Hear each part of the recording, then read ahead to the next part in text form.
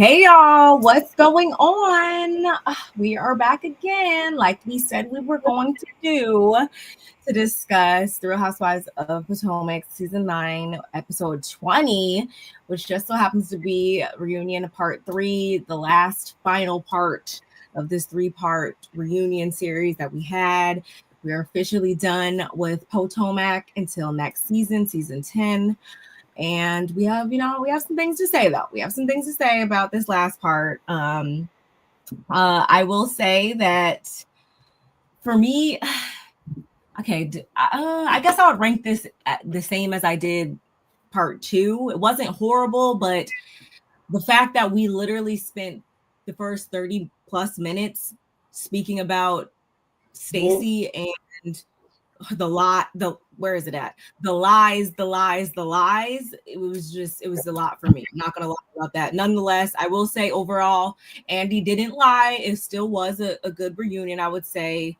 They delivered, I would say, a lot more than a lot of the episodes during the actual season. So not too much on them, but y'all already know before we get into that, we need to just go over just a couple of housekeeping things. Just a couple things. Y'all already know, like the video. We are streaming from both of our channels, so make sure y'all like the video. That's me. That's us. Sorry. So I can see the comment. Also, make sure you guys are subscribed to both channels, please and thank you. And share us with all of your folks near and far. And if you are not catching this live and you watch it on the replay, shout outs to you. Drop us a comment. We would love to have a little kiki down there. I got a couple comments from last week on whatnot I need to respond to. And so, yeah, I would love to hear from you all. I know my sis would love to hear from you all. So please do that. And yeah, that's really it. All of our socials are scrolling along the bottom now. You can follow us on any of those platforms as well. And yeah, that's not too much. Like I said, not too much. Well, I want to thank you again for having me on for this grand finale of reunion, the grand finale. And so, yeah, I would agree that it was a good one. It kept me at the edge of my seat for each part. You know what I mean? So, yeah, they delivered. They all look good. I was a little disappointed that we didn't get the men. We did get Eddie, but we usually get the men. And so, that was kind of weird to me. And I'm with Kay. Kay gonna have to hear that. Greg was not gonna be a happy camper after that. We know Greg was somewhere. Even he's like, this is why I don't even see it for this show. This is why I don't even want to be here in the first place. Now they're playing with my time. I could have been down at the clinic or wherever, his office, whatever. Could have make my own money. While you making your money, I could have been making some money because I don't get paid. But no, I mean, it ain't about him. It ain't about you, brother. You're supposed to be there supporting your woman, and thank you for doing so. We appreciate it, even though you guys it wasn't like it was a dig towards you, like, oh yeah, all the men come on, but Greg, you're gonna stay. It wasn't that. So, him being a little bit in his feelings, I mean, it shouldn't be that bad. Did you color your hair? Me? Yes. It's dark. You just noticed I did my hair last week. Well, my mind isn't going. No, what? I mean, no, it looks good. I mean, because it's not like it never looks bad. So it's just like, oh, my sis looks good again. Like, it's dark brown. It looks a little darker than it is because this is crochet. But yes, I did darken it because okay. Dark on it. So this is not, this is not just sis, but it looks like me all day long. So, yeah, I can't wait to get into some things. And with Mia's exit, I hope she exits stage left and stay left. Stay left, girl. Goodbye. We know that Andy doesn't take too kindly. The network don't take too kindly to people making premature exits and making up their own rules. So she might not even get a seat back at the table next season just based off of that. So, she might have done us a favor for all we know. I guess we'll see. Hey, Kevin what's going on? Hi, ladies. I have been anticipating this review. On another note, Wendy was the MVP for all three parts of the reunion. For Giselle to be an OG who alley oops behind Wendy speaks volumes. Yet Giselle is in first chair. Talk about colorism. I'll wait. Well, Giselle. Technically speaking, I was about to give them, a little credit this season because technically speaking, Giselle wasn't supposed to be in the first chair. It was supposed to be Mia and Karen, if I'm not mistaken, when we first got it. And then obviously Karen didn't come, so that shifted things. So I'll give them this much, but at the same time, I am 100% behind you when I say that for whatever reason, no matter what Wendy does, Wendy can literally be perfect in every single facet of life and facet of Housewives, and they will still find something wrong with her, and people will still get down here and have something to say. A lot of people had something to say about apparently she was just like doing too much for them at the reunion, but in my opinion, she was carrying the reunion and a lot of the season, a lot of things on her back because for the umpteenth time, y'all, I tell you, Wendy is the quintessential housewife on here. And actually, officially right now, she's like the only one on there that's really even married for real, for real. Karen's in jail right now, so she don't count. So really, when we look at her and we check, she checks all of the boxes, and for some odd reason, I think obviously we know what the reason is, but you know what I mean. For some odd reason, people just do not want to give her flowers, and it really pisses me off. Agreed. I'll let you finish reading the comments real quick. Kay was the most annoying to me. She is so far up Karen's arse. Knock it off. Hashtag enough already. Yeah, I'm gonna need her. Like, I get two things can be true at the same time. Multiple things can be true at the same time, y'all. Mm-hmm. I understand that she was there for you last year when, that lady, when Sesame Street put her hands on you and stuff like that. I totally understand that. And so that's okay, but at the same time, Kay, I'm gonna need you to take the blinders off, and just because did she do anything outside of that? Like in this season, did we see Karen go above and beyond for Kay at any time, or even a sidebar where they, like how Kay said that she offered Greg services to to her? We didn't get to see that. That's what I'm saying.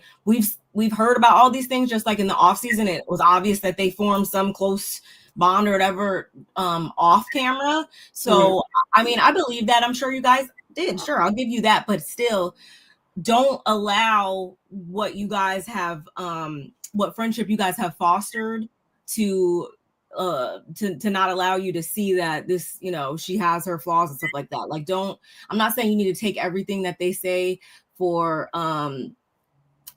law, but I want her to just still keep her own mind and be open to the fact that the minute that she sees that the trailing wheels are off, when she comes back, she might turn on you. So don't be surprised that might happen. Just saying.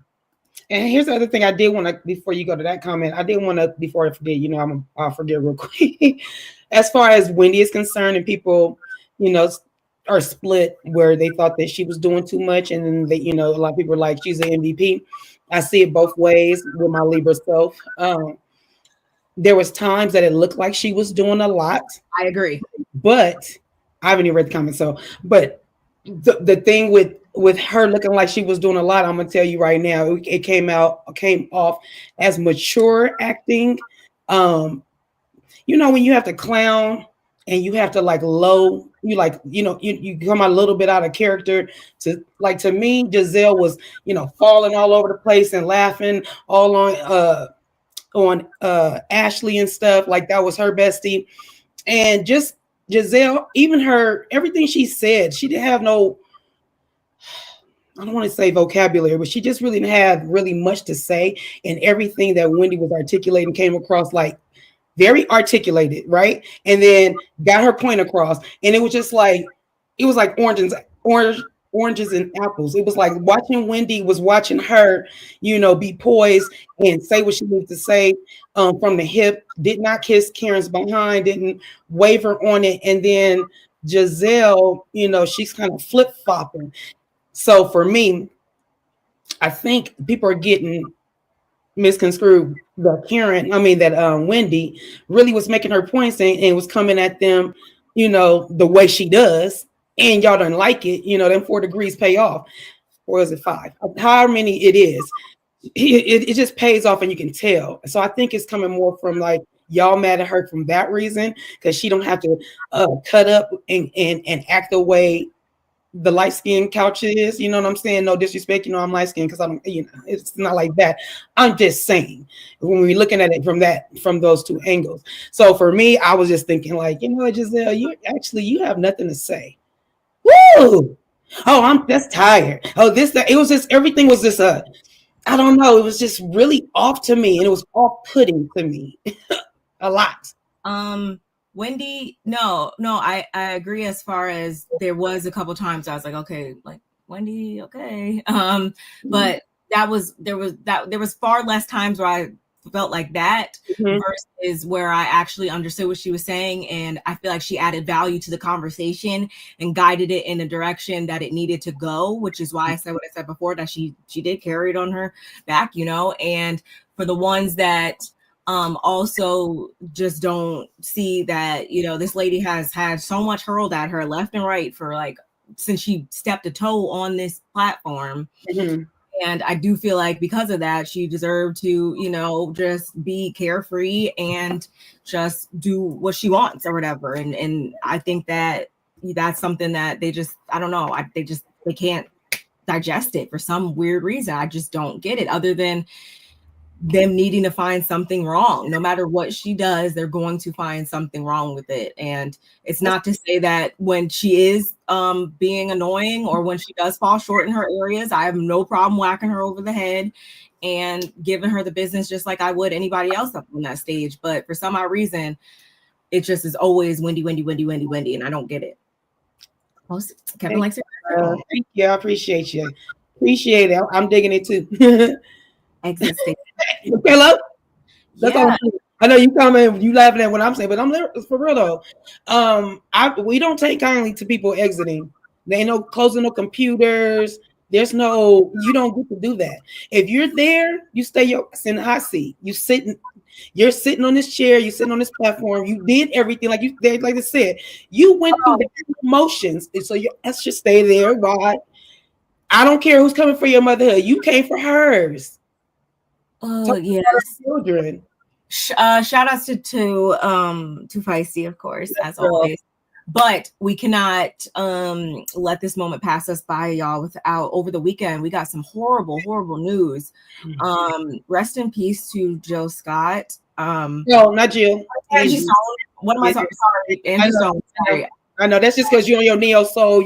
Everybody's been talking about Neo Soul and everybody across the billboard. But yes, I first saw that. I was actually watching. Shout outs to Pop Roast. I was watching C Diggy and Alexander Rogers on there with the Brooke Ashley, and I saw this come up on my timeline or whatever, and I was like, nah, it was just like not the most credible source ever. So I just hoped, I was like, oh no, rest in peace, Angie Stone. Like, no, that's not possible. And no, it literally happened, and I was just so taken aback, and just to learn like the possible way in which it happened and stuff like that is very tragic. So definitely prayers go out to her family and her children and everything. That was not what I was expecting to see on my timeline at all. I literally, rest in peace, Angie Stone, for sure. I literally didn't find out till yesterday. Of course, Saturday was my oldest and my youngest birthday, so I didn't really go on social media. I sent the birthday wishes to my kids. I didn't go back on social media at all. And then yesterday I was doing my clients here, and then I go up, I look on my phone, and Make It Make Sense is on. I mean, not on. His come up and it said Angie Stone passed, and I didn't even look at the date. I literally thought it was because it was at the top of my list. I'm thinking it was that today, yesterday, today. I thought it was then. So I'm listening to it, and shout out to Feisty because first of all, if y'all haven't go check out Make It Make Sense in his review about Angie Stone, because he goes in depth about her career. It was really beautiful. And around for her whole career. So she's one of my fave. She's one of the first women rappers ever that I've ever heard in my life, because her group came on in 1980 and I was born in 72. And I remember hearing it. My dad had it. He played it because he was like a DJ and did parties and stuff. But anyway, Too Feisty had came up, Make It Make Sense at an open line, and Feisty had made such great points, and I was like so mad I wasn't in the chat. Just tell my sis how good she is. Like, that's what Feisty does. If y'all don't know, Too Feisty is just wise beyond her years, and her mind a straight shooter, and just know what she's talking about. So kudos to you talking about Angie Stone and giving us some background on it. So it was really good. So yeah, rest in peace, Angie Stone. You're going to be missed. That voice is impeccable, effortless. Yeah, amazing. Yeah, my mind was blown completely. Mine too. By that. So of course we couldn't let this moment pass us by, because I mean, this is the first time I've been back. Yeah, this is the first time I've been back here. I'm pretty sure this is the first time you've been back up here. So definitely had to send our condolences. Cousin, what's going on? Hence why California Kitty, hence why I initially said Giselle alley ooped behind Wendy. Yeah, which I want to say Andy kind of I guess he made mention of that to their forming friendship or whatever towards the end of the episode. I don't know. I still side-eye that. At the same time, I do too. Do I want to keep seeing the same old beefs? No, absolutely not. But I'm still pissed off that we didn't get to see more of that conversation that apparently was 2 hours or however long, that initial conversation that Giselle and Wendy had when they had that one-on-one sit down. I'm still mad that we only saw a snippet of that, when that whole beef has been something that has plagued this freaking franchise for how many seasons now? We only got like when Wendy stepped on that platform. From day one, Wendy stepped on that platform, Giselle had it out for her. Giselle and her neck had it out for Wendy. So crazy. I was in the bushes on that. Oh yeah, that live. That was a good live. That was a very good live. Yeah, I just, and that's why again, do I give Wendy maybe a little bit more grace than the others? Yeah, of course I do. But at the same time, if she's wrong, I don't, hesitate to call her out for stuff.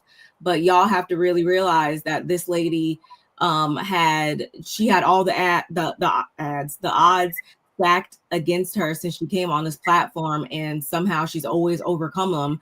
And for whatever reason, y'all just keep stacking them up in front of her. And I don't get it, because when it's somebody else, when it's the Ashleys or the Giselles or the whoever's, y'all don't have nothing really to say for them. And they've done things that are way more terrible than anything that Wendy has said or done on this show. So please. Hello, Mia. Goodbye, Mia. Please spare me. Yeah, please spare me. I cannot. But anyway, y'all, let's get into it. Yep. So, of course, you already know this part 3 had picked up right where part 2 left off, which is Wendy shouting, shut the F up, like, whoa. However, she doesn't disclose what exactly her reaction was about, at least not at this point. So we're like, okay, I mean, I kind of obviously figured out what it was about, whatever. We kind of speculated what it was about, but anyway, at this point, we didn't quite know. So we also find out that all of the 2 husbands that are in the building will not be coming out on stage, like we already mentioned. So I'm sure Greg was back there punching the air, saying that he could be doing better things. So Andy then looks over and, asks Stacey why she didn't want TJ to come. And Stacey claims it's because they're no longer together. Everybody's kind of like, okay. So Wendy's, except for Kay, because she was like, were y'all ever? I said, girl, you better say it. You better say it. Go ahead. So Wendy was like, okay, so are you sure? Like, because according to Eddie, they they just talked on FaceTime, him and TJ let Eddie know that she paid him to be her love interest this season. And he also said she told him not to come, and while we're at it, run him his money pretty much. So everybody's like, whoa, like this is a bomb being dropped that we just didn't see coming. I'm like, well, what? Tell me more. And yeah, Kay was the only one that was like, you know, I've been convinced he was a paid actor. Like she was not moved at all. She saw this coming. So of course Andy then is like, because this literally just happened right then and there, Andy starts corresponding with the control room and stuff like that, asking them if they have the footage. Unfortunately, they didn't have the footage. Well, they did have the footage, but that particular camera that picked up that footage was backstage still capturing Mia trying to make her grand exit, which I don't know. Raise your hand if you guys were pissed off, because I know I was, because I was like, girl, just leave. I don't care. Like, I'd rather see the footage. Like, come, bring the camera back here. I know I was like, good. I didn't need to see her get untied, that thing, try to get her dress off.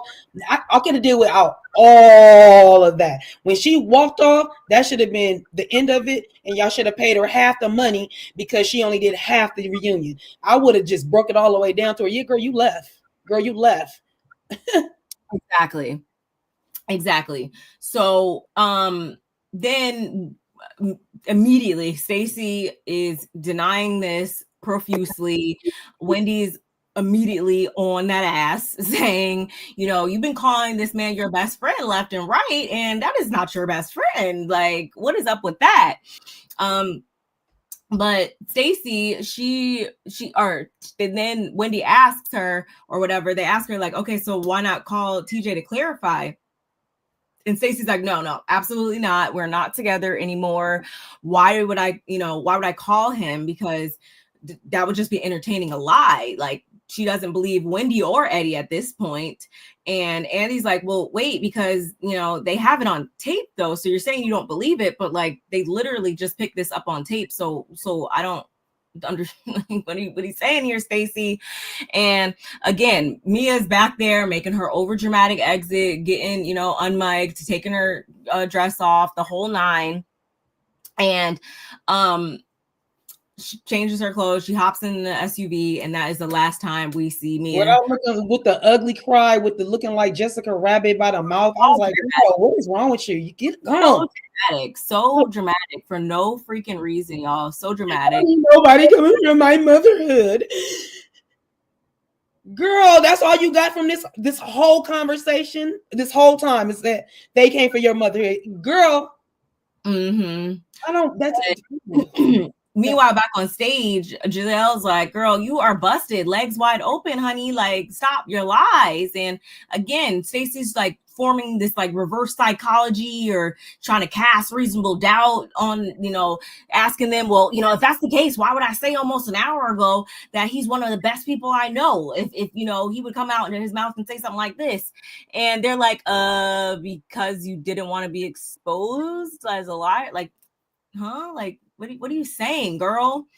And Andy, I feel like Andy tried to give her an out a couple times. I also feel like Wendy technically was trying to give her an out or trying to make her see that, girl, like, don't, you know, have yourself out here looking crazy. Like, I'm trying to set you up for success right now and give you the opportunity to be honest, because, you know, once it goes beyond this, and once it's up, it's up. So Andy's like, you know, is it possible that you know, both are just not on the same page? Like, and again, Stacey's like, you know, I stand in my truth. So show me the footage, show me the proof, whatever. And so then everybody turns into a whole like, bring Eddie out, like, bring Eddie out. He knows, like, he was on the phone with him. So Eddie comes out, he takes first chair, and I was like, yeah, see, much better than Mia.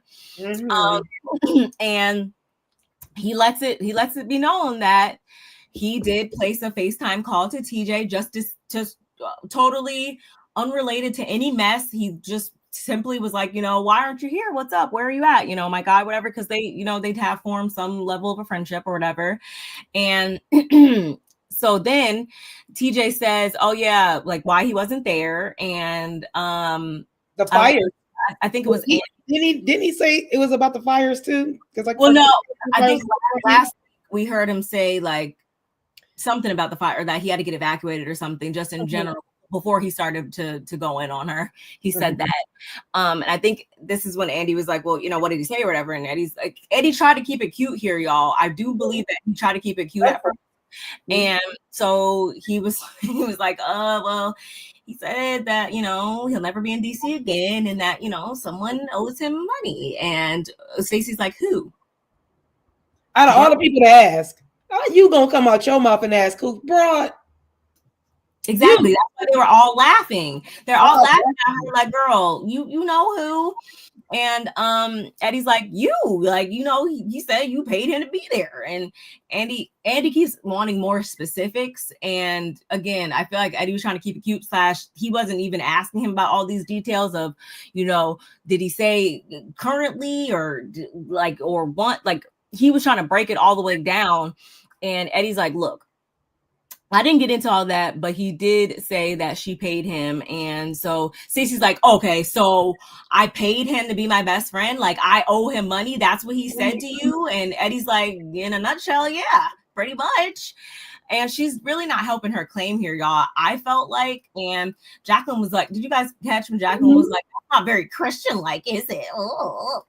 Shut up, Jacqueline. She got molded too. She ended up, she thought that that old girl was, she thought that she was gonna say, when she said, oh, I pay him to be my best friend, and Jacqueline was looking at her like, oh, wait a minute, you telling us that? And then she was like, but she was questioning it, but the way she said it, it kind of threw Jacqueline off, and she was like, oh, okay. And that's when she said, oh, that's not Christian. Like, Jacqueline was getting on my nerve too a little bit, just a little bit. I was like, girl, who are you? Now all of a sudden you coming over here. Now, the one who you cheerlead for has walked off. Now you don't really have much to say. So now here you come all holier than thou. Yeah, we hope your baby, you know, because you don't want to be acting crazy having a, you know, with a baby in your stomach. So I was just like, girl, shut up. Shut up, girl. Mm-hmm. So Eddie's like, look, I only called him to see why he wasn't here. Nothing more, nothing less. Yeah. He said he wasn't invited. He didn't say anything, like, while he sounded upset and more so being like tired of the narrative that's been, you know, painted of him on the show, you know, as far as him coming off very like flamboyant, like, you know, the man is tired of being played with pretty much. And he said again that you owe him money. So Stacey, again, she's not trying to hear this. She just wants to see the footage. And then she even starts again asking him for like more specifics. At one point, she was like, well, that's not what you said 5 minutes ago or whatever. And Stacey's like, I don't owe him any money. I don't even understand like why he would even say something like that, because, you know, I ended it because of the pressure surrounding, she said, like the pressure surrounding, I guess, their relationship or whatever. Which can we just pause right there and talk about how on one hand, like the way in which she even describes their thing keeps changing too, because it's like best friend versus now you guys were in a relationship, but versus like what, like, huh? So what was going on there for real? Because you always wanted to act like it wasn't what it was, what it wasn't. So what is the proper label that we're supposed to have put on it other than paid employee?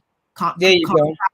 Contracted freaking employee, I guess that's what we're gonna call it. No, okay, we're gonna call him the disgruntled employee. Yeah. That's probably what all those little, like, you know, tiffs and stuff like that we were seeing between them this season and stuff with him, you know, coming at her sideways and stuff like that. That was probably just disgruntled employee ness. The only thing is, when I think about it, just to go back for one hot second, remember when they are out and he told her, don't touch me? I feel like, so say she did pay him. You don't pay somebody to be nice to you. You're not going to pay somebody to be mean to you. So I was like, so maybe she didn't pay him. Maybe paid is the wrong word. And maybe, you know, she promised, you know, like, you're going to get some exposure. You ain't got to act, or you did. Because we don't know, can the real TJ stand up? Because on the phone, he was a total different person. He had so much testosterone and talking like, yeah, she whack. I said, who's that? was that on the phone? Because any other time is TJ was talking like a little, he was acting like Gomer Pyle, or he was acting like a little nerdy. And I was like, wait a minute. I was like, okay, so you are an actor. You in different scene and scene, you different persons. So I was like, maybe it wasn't a pay where my money. It was pay like, I'm gonna give you your exposure. Just be nice, I'll be your best friend. We'll be best friends. I'm not gonna put too much on you. We don't have to kiss or do anything. We'll tell them we don't even do anything. You don't have to, I can see all of that happening. I don't see nothing about no pay. And I think he did that because she didn't want him to be on the stage with her and them really get caught up in the lie that she spun using him as this paid friend. Because let's be clear, her best friend, the other dude who did not like TJ and said TJ was not the dude for her, that was supposed to be her best friend. So when you say that was best friend, how many best friends you got? You got one best friend, you got two best friends, you got three best friends. How many best friends you got? How many you gonna have? So to me, I feel like the both of them were lying and they couldn't keep up with their lies. And that's why she said, because clearly Andy said they invited him. She disinvited him and said she didn't want him to be there. And I'm just thinking that don't even make sense. You wouldn't want him to be there. So I think she cut him off like, yeah, you did enough. I used you enough. And so that's why you can't that page stuff. The thing is, I think it's more so that maybe she's not lying. Maybe he's not lying. Maybe there's a bit of truth to what each side is saying, maybe. Mm-hmm. And it's more so like maybe it's not that she was supposed to owe him in money or something. Maybe she was supposed to owe him in some other type of, currency, and then on his side, maybe, I'm just trying to like see, because, sometimes these people get on here and they like to blur the lines and like to, indirectly say things and imply stuff. So maybe, she's like, no, I don't owe him any money. Yeah, you might not owe him any money. Maybe you owe him another type of asset or another type of something, or you're supposed to do there's supposed to be some type of exchange there. I don't know. There's more to this story, and it's Monday. It says the 3rd. So I expect before this week is over, somebody better produce a goddamn receipt, either him or her. I want to see a receipt on my timeline before this week is up, because I need to know, because something in the water is funky. And we spent 5 minutes on this. So somebody better tell me something. Here's the other thing. I was looking at what's her face? Stacey's lying face language. And like when they I know we haven't got to the phone getting ready, when they let her listen to, everybody was so eager to listen to, so when we're all eager to listen to something and want to hear it, how the first time you didn't hear what it said? Okay, y'all, because I didn't hear it. Everybody was shut up. The people across the room heard it. You didn't hear it. Lies. And then she turns around and she's like smiling the whole time that Andy has the phone like that. If you look at Stacey, he's like this. If somebody lied on you and that pissed you off, you think I'm about to be looking at the phone all smiley like, let me see what he said. No, I'm about to be looking at this phone like, my face, my molecular structure would be different. She was over there smiling like the Joker the whole time. And they let it play. Remember, because they played it twice. They played the little snippet, then they had to bring it back. So they said, okay, we're gonna play the whole snippet. And she's sitting here the whole time, the Joker. I said, yeah, girl, you stop putting us in the Twilight Zone. She trying to bring us with her. Don't go for it. That she got that spinning wheel, that little thing that Wendy Williams used to do and hypnotize us. That's what she was trying to do to y'all. That circle little thing. She's trying to hypnotize us, y'all. Stacey's crazy. Stacey's off. Something's off there. Oh. I think that kind of falls in line with on Watch What Happens Live. I want to say Andy asked her, like, why were you excited when Eddie came out, or when he was about to come out or whatever, and she was like, "Oh, I'm excited," or something like that. She said something along those lines, and it's just like, why would you be excited to be? Mm-hmm. And what she say? Well, everybody was excited, yeah, but everybody's not on the. It's people that are fired. Like she was saying it out of sarcasm or something. No, it was very. It's something was off there, y'all. My friend is in the building. Go ahead. What's shirt on Watch Out Lies? Yeah, bothered by being referred as flamboyant on RHOP, making me sense. Hey, I try to not put people in boxes until they tell me exactly that they want to be placed in said box. Yeah. However, when I saw that, was I like, interesting, blouse option? Yes, I kind of was a little like, okay, this keyword blouse, keyword blouse, keyword blouse, keyword blouse. I was like, hey, where'd you buy that? Maybe I want one. So no, literally, I was thinking the same thing. I was like, that shirt is really nice. And then I look, this is how I look at it. Would my husband wear that shirt? No. Exactly. No. Exactly. Would one of my sons wear the shirt? No. Shirts, and then vice versa. Most of my husband's shirts I don't naturally want to wear then. And I'm gonna leave it at that. And there it is there.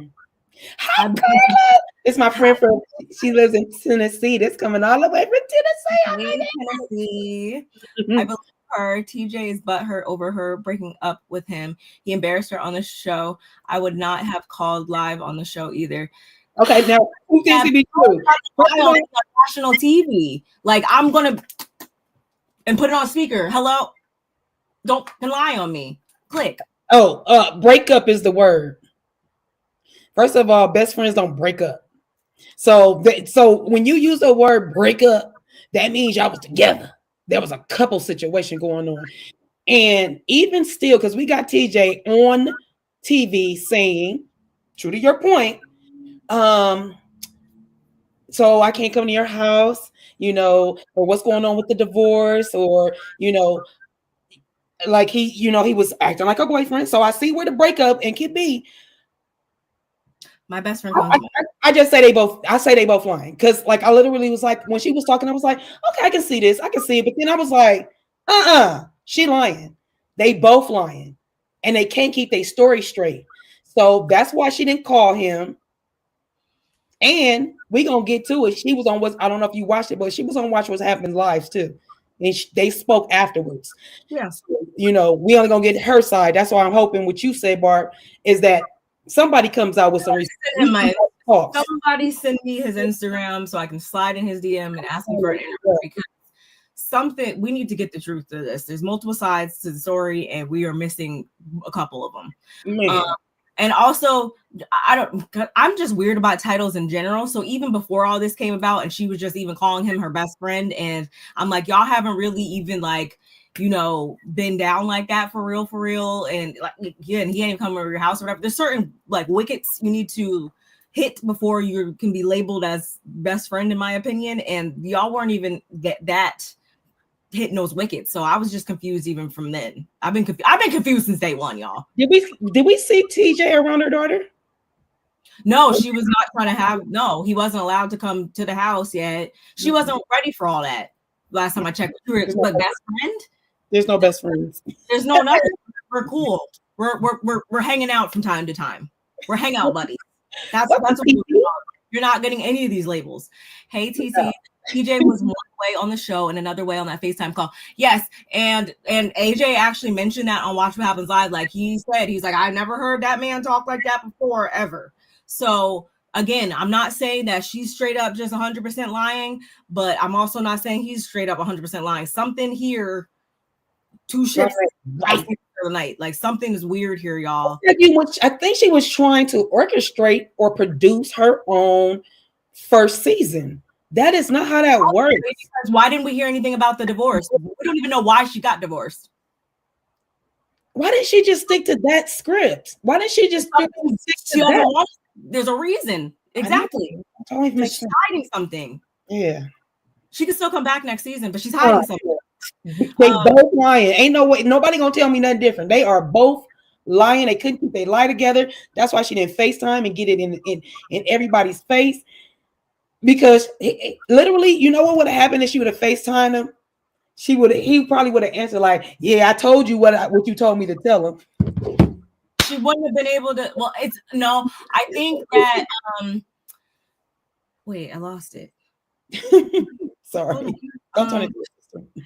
She did. Oh, I think she wanted to hear it back twice so that she could listen to get her to like lie together to respond. I think that's why she wanted to hear it back twice. Is what I think. AJ pretty much exposed the real Stacey. That in itself confirmed Stacey was playing in the audience face all this season of RGP. Yes, about that, about the Vivian thing too, makes me look at her weird. Like there's like been, it's not just that's the TJ thing, y'all. We ain't really seen her house like that. I don't even know what she drives. So I think there's been a couple things here that we don't know about. I'm still trying to figure out why exactly you left QVC. Like there's a couple things She there that I. Even her first scene, she walked in all vibrant, color popping, looked like she was about to be a boss. Then we didn't see nothing boss like after that. It was like, wait, what happened? Everything was about TJ, and girls don't like me, and they don't think I have rhythm and my body. And I'm like, girl, give us something else because you're starting to sound dense. You're starting to sound airheadish. Chrissy Snow. Yeah, it's like whenever she's knocked off of that like nice girl path, yeah, she starts to sound and look like a liar and sound crazy. As long as she's on her good girl path, it's fine. But as soon as she gets knocked off of it, it's weird, man. I think I guess well, we kind of hit on everything with this now, but there is one other thing I wanted to say about this. Okay. Where is it? Stacey, I love you. Oh, like she kept like trying to grill Eddie and stuff or whatever. And it's like, first of all, he's not the one who lied. So relax. He's just telling, like, we literally got the footage. There's no way he's making this up. But Stacey, when she was like, I love you, Wendy. And out of love for you, I have respect for your husband. I don't know you to be liars. I don't think you make things up for clout, but in this instance, it's not true. And if TJ said these things, I invite him to come and say it to my face. I feel like that was her, like literally saying, like, you guys are doing this for clout, and she was calling you liars. I hope you caught that, Wendy. I'm sure she did. To your face, literally was basically saying, I love you, but I don't believe you or your husband. And until I hear from TJ, I'm not going to believe you. Now we put TJ out there. He wasn't talking directly to you, but he said that. And you still like, I don't know why he said that. Well, we don't know either. But what we do know is that he said it. What are you going to do? I'm going to get my lawyer. And that's something that they should have asked on WWHL. Why y'all didn't ask her about that? But go ahead. Because that made me mad. I was like, why didn't ask her if she got did she get the lawyer to talk to him when you talk to him? Your lying self. It's weird, man. It's weird. But shout outs to Eddie, the whistleblower, for the Lord's work.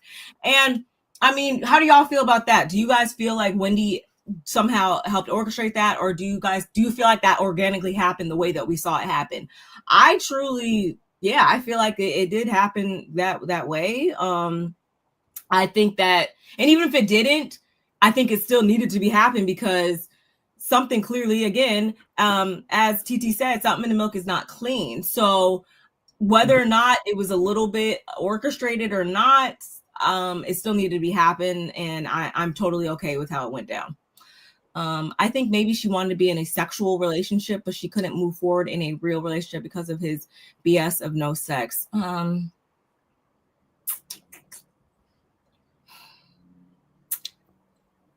It's hard for me to even go back to like trying to dissect the whole no sex part because I just don't, the whole thing, the umbrella over it all just is telling me that it's just weird all around. So I can't even really hyper focus and sit and really assess the no sex part again. All right, let's go with this. If even with that, with what you're saying, why would he call her whack? Why would he call her whack if it was a relationship? And then another thing, when a man, let's not say that there's a couple of things. Remember when I asked her, did you do anything? And it was like, oh, was it sexual? Did y'all? She said, well, yeah, we did, but not. That was, and then Giselle said something like, well, did you like grab it or something like that? But she literally was like, I mean, we did stuff. So for me, I'm like, on TV and y'all like each other, we don't get handsy type. Y'all don't hold hands enough. He gave her a kiss on the cheek a couple of times. Like if they went and ate and sat down and ate, he made pancakes. They ate at somebody's house, one of their houses, probably his. He made her those that whack ass lunch. That's what he should be calling whack. That fucking excuse me, that fake pizza and fake fruit wine, the wine and the pizza and the. So I just don't see them like, I don't look at them like they were in like of each other. Like, you know, Stacey was talking a good game, but she also talked a good game about Vivian. She talked a good game about I mean, anything she's talking about, she talked a good game. And then even when we got her at the lawyer's office, and I didn't know that he had these properties, talking about her husband. I didn't know. I'm like, girl, do you know anything? Do you know anything? You don't know nothing. So I see your point, but I can't. I don't see no chemistry. I didn't see nothing that made me be like, oh no, they want to hunch on each other. Really acted like he was disgusted by her. Like it's like, you know, on shows or whatever, when it's like, oh, you like put your hand on the person's like, get your hand off me. Like that's literally the energy it gave, which again would still be kind of weird. If I'm paying you, I would pay you to think that like I would think you like, yeah, nice. But it's also like, if I'm not paying you and you really, you know, we are supposed to be like in like or whatever, then act like you like me. It's just something is weird there, y'all. Stacey is the Little Liars. The Little Liars stuff. I don't know. Or the Big Liars Club, either one. Like you know, we always commend and we always love to hear different opinions, y'all. So this is a safe space for everybody to, you know. It absolutely is, because look, I was absolutely like, your perspective. I was giving Stacey the benefit of the doubt when she was saying. I was like, okay, maybe, you know, okay, yeah, he did, because I was mad that he came at her the way he came at her. He was very disrespectful to her. So I was like, okay, I get it, and your family got it. Okay, okay, but then it just started. It didn't. The story still wasn't lining up. It started getting weird. I'm like, yes, Stacey was subliminally, you know, I can't say that word, calling Eddie a liar without actually saying it directly. That is the word, Sally. For real. She literally said that. I love y'all, but he didn't say it. And if he did, I still don't know why y'all would tell me and bring it here, right here in this moment, because dang, that's what she was really thinking. She didn't say that to me. She was thinking, why would they bring it right here right now? Dang. Y'all supposed to be young to love me. I feel like that should show you guys that Wendy could have even went harder than she wanted to, because at that moment she could have been like, oh, so you're calling me a liar? Okay. Like she could have really took it up a notch, and she didn't. So I think that because a lot of people are saying like, oh, like Wendy like want to act like she's her friend, but she orchestrated this whole thing and that's so mean girl of her and blah, blah, blah. And I'm like, no, she could have went in on her right there for calling her a liar. She didn't. Disagree. For sure. Yeah, Karen brought her on. Yeah, Karen brings everybody on because she takes them to go have a lunch or two and prep them. For Giselle to be the face of the franchise or whatever, she hasn't brought anybody on. Interesting. Because she always had a side damn kick. She couldn't bring somebody on when she had Robin or whatever, but like she's never. She ain't bringing. How you gonna bring somebody on with Robin sitting there? Now she can. She can now. Karen brought on Mia. Yeah. Interesting. Whatever. Yeah, it's the other one, the skinny one that Karen's husband was on.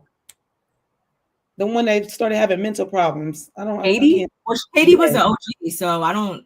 Oh, Katie was OG. I can remember. I'm like, damn, did she get brought on? Okay, she was an OG, and then when we think about it, there really hasn't been that many people like people brought on. Ashley brought on Aneka. There hasn't really been that much. There's not a lot of turnover with this show, so actually, it don't really matter.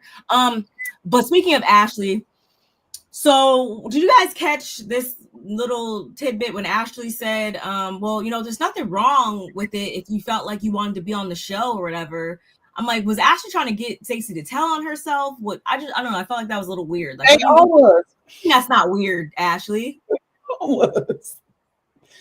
So what do you mean that's not weird? So does that mean you would lie about the same thing? Or I don't know. You never know with actors. Oh, I see what you're saying. She was like, was she trying to bait her in, or was she saying it like it was okay if she did that? I see what you Yeah, said. either way it's weird. I was confused. I wish they would have looked at her and been like, what do you mean by that, Ashley? But I don't know.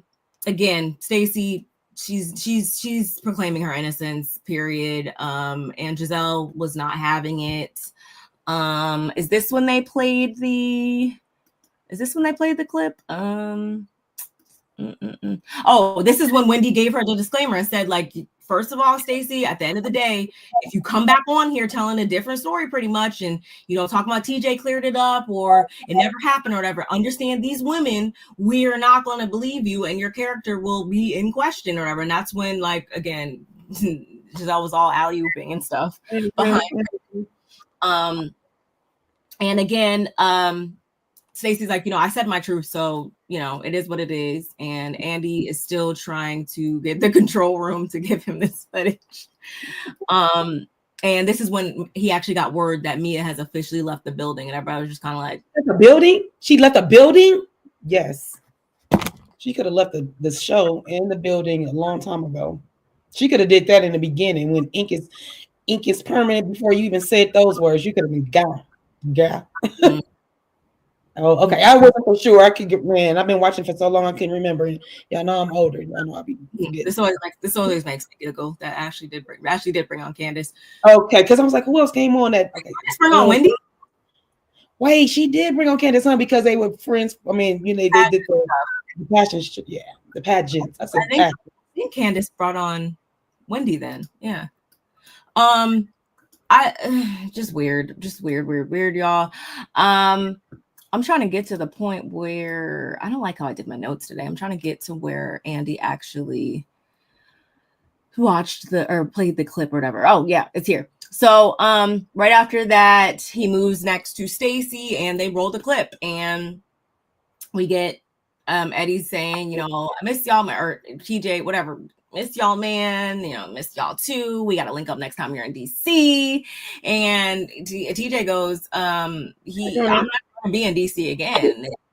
He was like, you know, she just paid me to be on that show, man. I ain't going on that fake ass show with those fake ass people. They obviously, you know, didn't invite me. Like, y'all got to talk to her and tell her to give me my money. Like, she's whack, man. Like, that's it.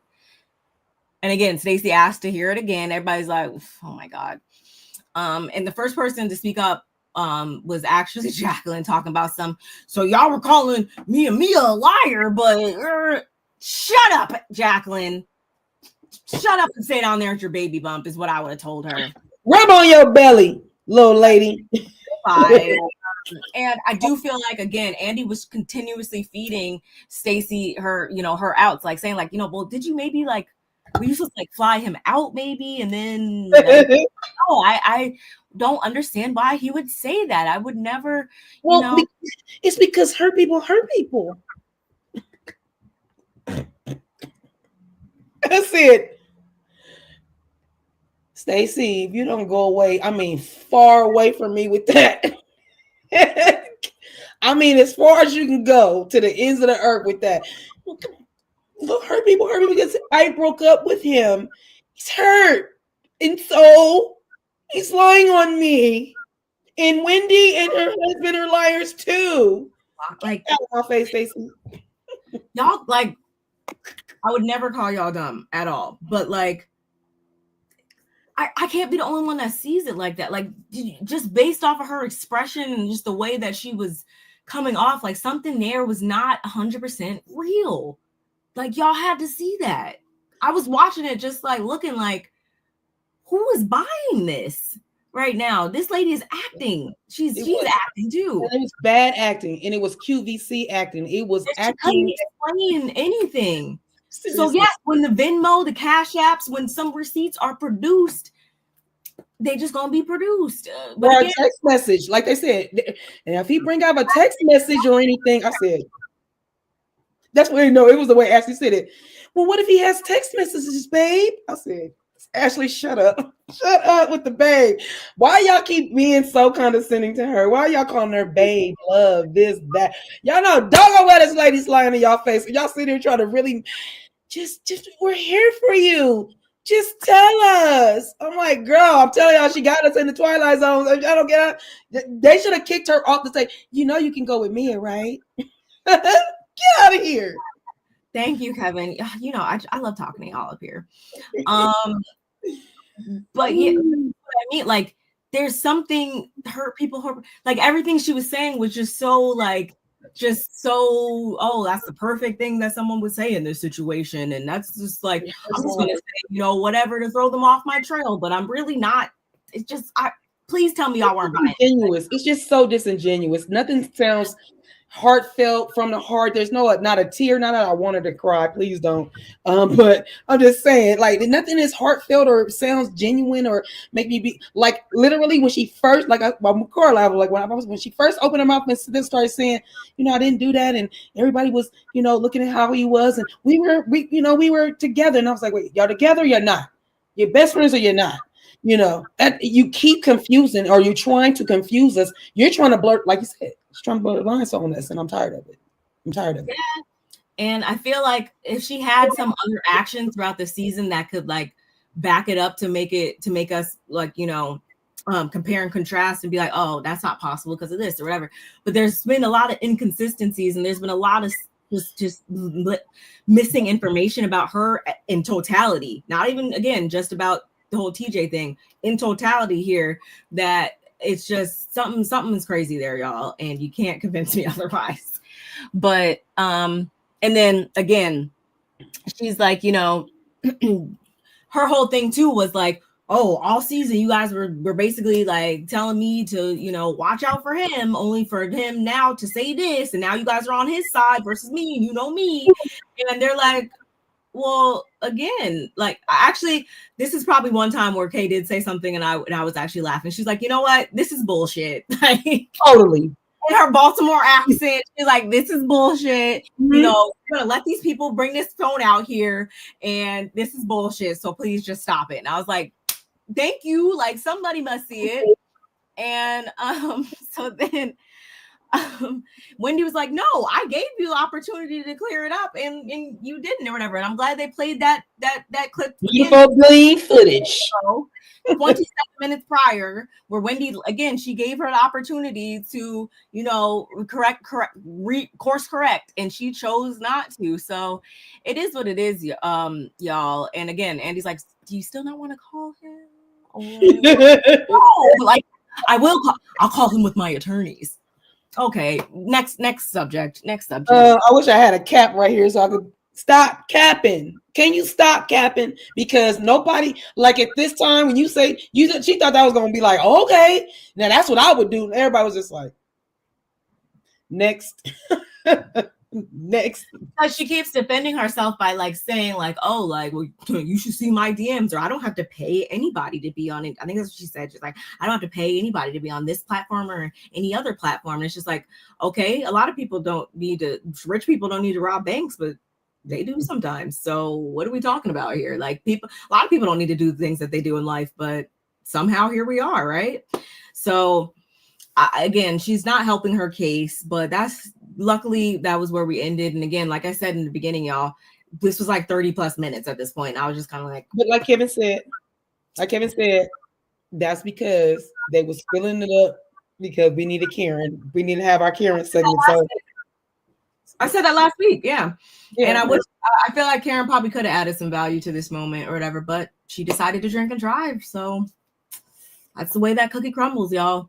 Here she go, Kev. We were not in a relationship. We were not in a relationship. That's Jedi mind tricks. No, we were not in a relationship. Yes. Okay, go ahead. What are you doing? I love Star Wars. So we finally put this her lying by way of TJ to rest, thankfully, and we turned the tables back on Karen. As we were just speaking about in her DUI. So of course they play some clips pertaining to her whole DUI matter from the season. And Andy starts, even though Karen's not there, he starts asking them about asking them like viewer questions. The first one being, has anybody seen this side of, Karen? I've been hearing these rumors for years and stuff like that. Have any of you guys seen this side of her? And pretty much everybody says yes, except I don't think Kay did, but everybody's like, yeah. And they were like, do you believe she has a drinking problem? And pretty much again, everybody's like, yeah. They've seen the side of her, and I think it was Ashley specifically that spoke up and was like, yes, I do feel like Karen abuses alcohol inappropriately to like cope with things in her life. She said something to that effect, not verbatim. But I think that, she was lashing out to distract from the case. Or he asked, do they think that she was lashing out to distract from things pertaining to the case? And again, yes. So then he focuses on Jacqueline coming for Karen all season over her drinking. And he's like, so how do you feel knowing the verdict now? And Jacqueline's like, first of all, Mia threw me on the bus. By private conversation between her and I. And Ashley's like, no, because when we were, down there, tattooed, whatever, you came and told us that you brought that information to us. And we've seen that unseen footage of Jacqueline telling them, not being forced, not under duress, nothing like that. Jacqueline openly was telling them, her 2 cents on the matter or whatever.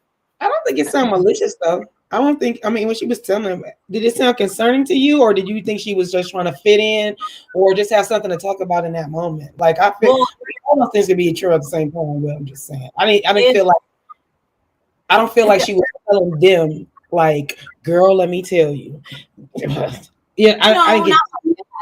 But it's just like, you openly divulge something on your own. Yes, you did. So you got to deal with whatever comes back of that. Like, even I don't believe that every single time somebody opens their mouth when they're not supposed to, is it always done in malice or to be messy? No, but sometimes it could just be negligent.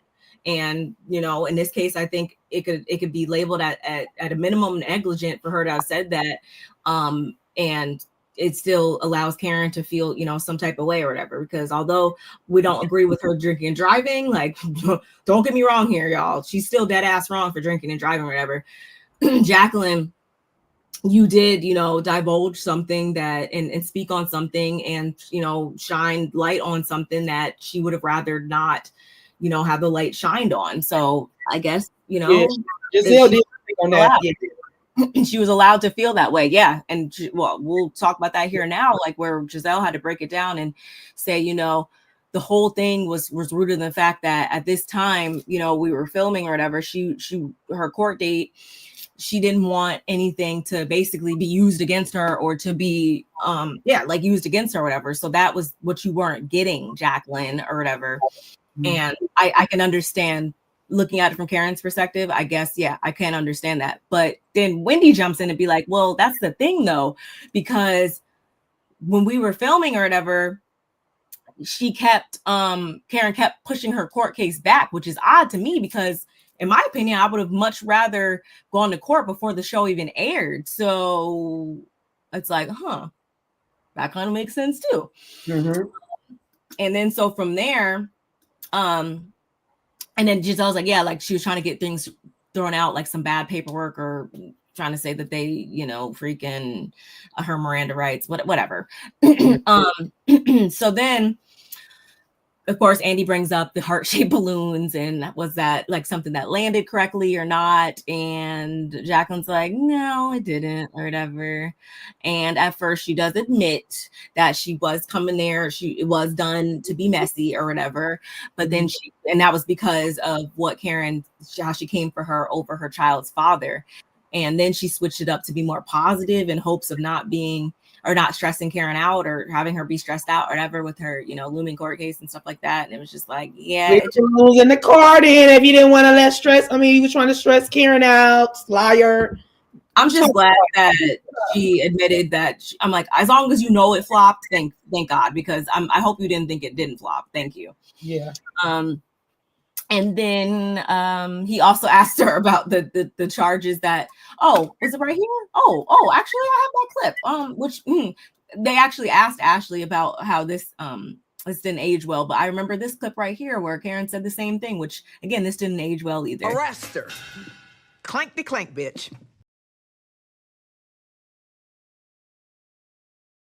So yeah, speaking of that, that's when Andy had asked, like, okay, like those charges that Karen said she's gonna press or whatever, like, did that come to fruition? And she's like, girl, after this whole court case, I don't think Karen's gonna have any money to sue anybody after this. And Right. they were like, ooh, that was messy. Like, stop it. You tried it. Kay was like, okay, that's a reach.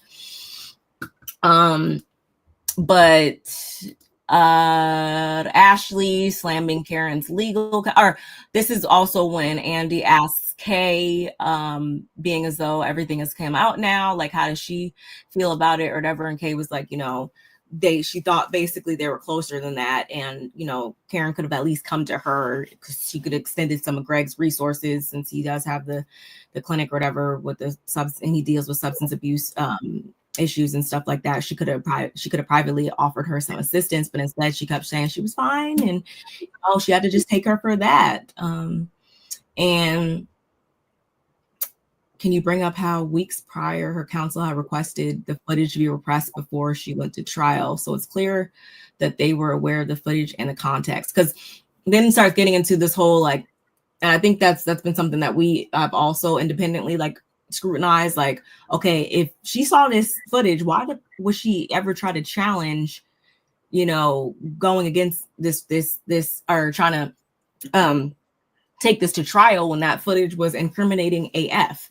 Right. So they kind of weigh in on that. Ashley slammed her legal counsel, which I'm like, I get what you were trying to say, Ashley, but at the same time, ultimately, all they can do is advise. Ultimately, if you want to if you pay them or whatever, they can advise you, like, hey, this is not a good look for you to take this to trial, or, you know, do whatever. But ultimately, Karen, I feel like, probably was like overriding whatever legal guidance they gave her, and she was, you know, standing, because you got to think about it like this, y'all. She probably did think that she was going to get off this time. She got off 3 other times, so why would this? Do you think she saw that footage?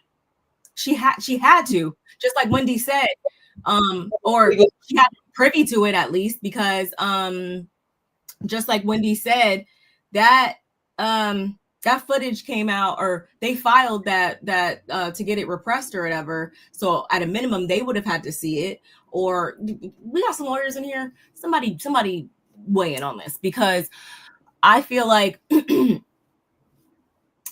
yes, even if she didn't see it, they would have had to have seen it, and they would have had to let her know, like, hey, this is probably not in your best interest to do this or whatever. But her being somebody that's gotten off not once, not twice, but 3 whole times, she was probably like, oh no, like, it can, you know, it'll be fine this time around. So even, you know, even if it looks bad, I'm sure that, you know, my social status can get me, you know, off the hook, I'm sure, or what, I can throw whatever money at it and be fine. So it's just, I don't know. I'm like, I don't think she saw it, but I'm pretty sure her legal team saw it, and anybody with common sense or even could see that she was lit. As Giselle said, even if after she saw it or whatever, after, she still, I think, had the option. She could have still had the option to request to take them up on those two deals, either the 6 months house arrest or the 60 days in jail. So she still had a couple opportunities to course correct. Like, but I mean, we got to think about the timing. That footage didn't come out until December, right before Christmas or whatever.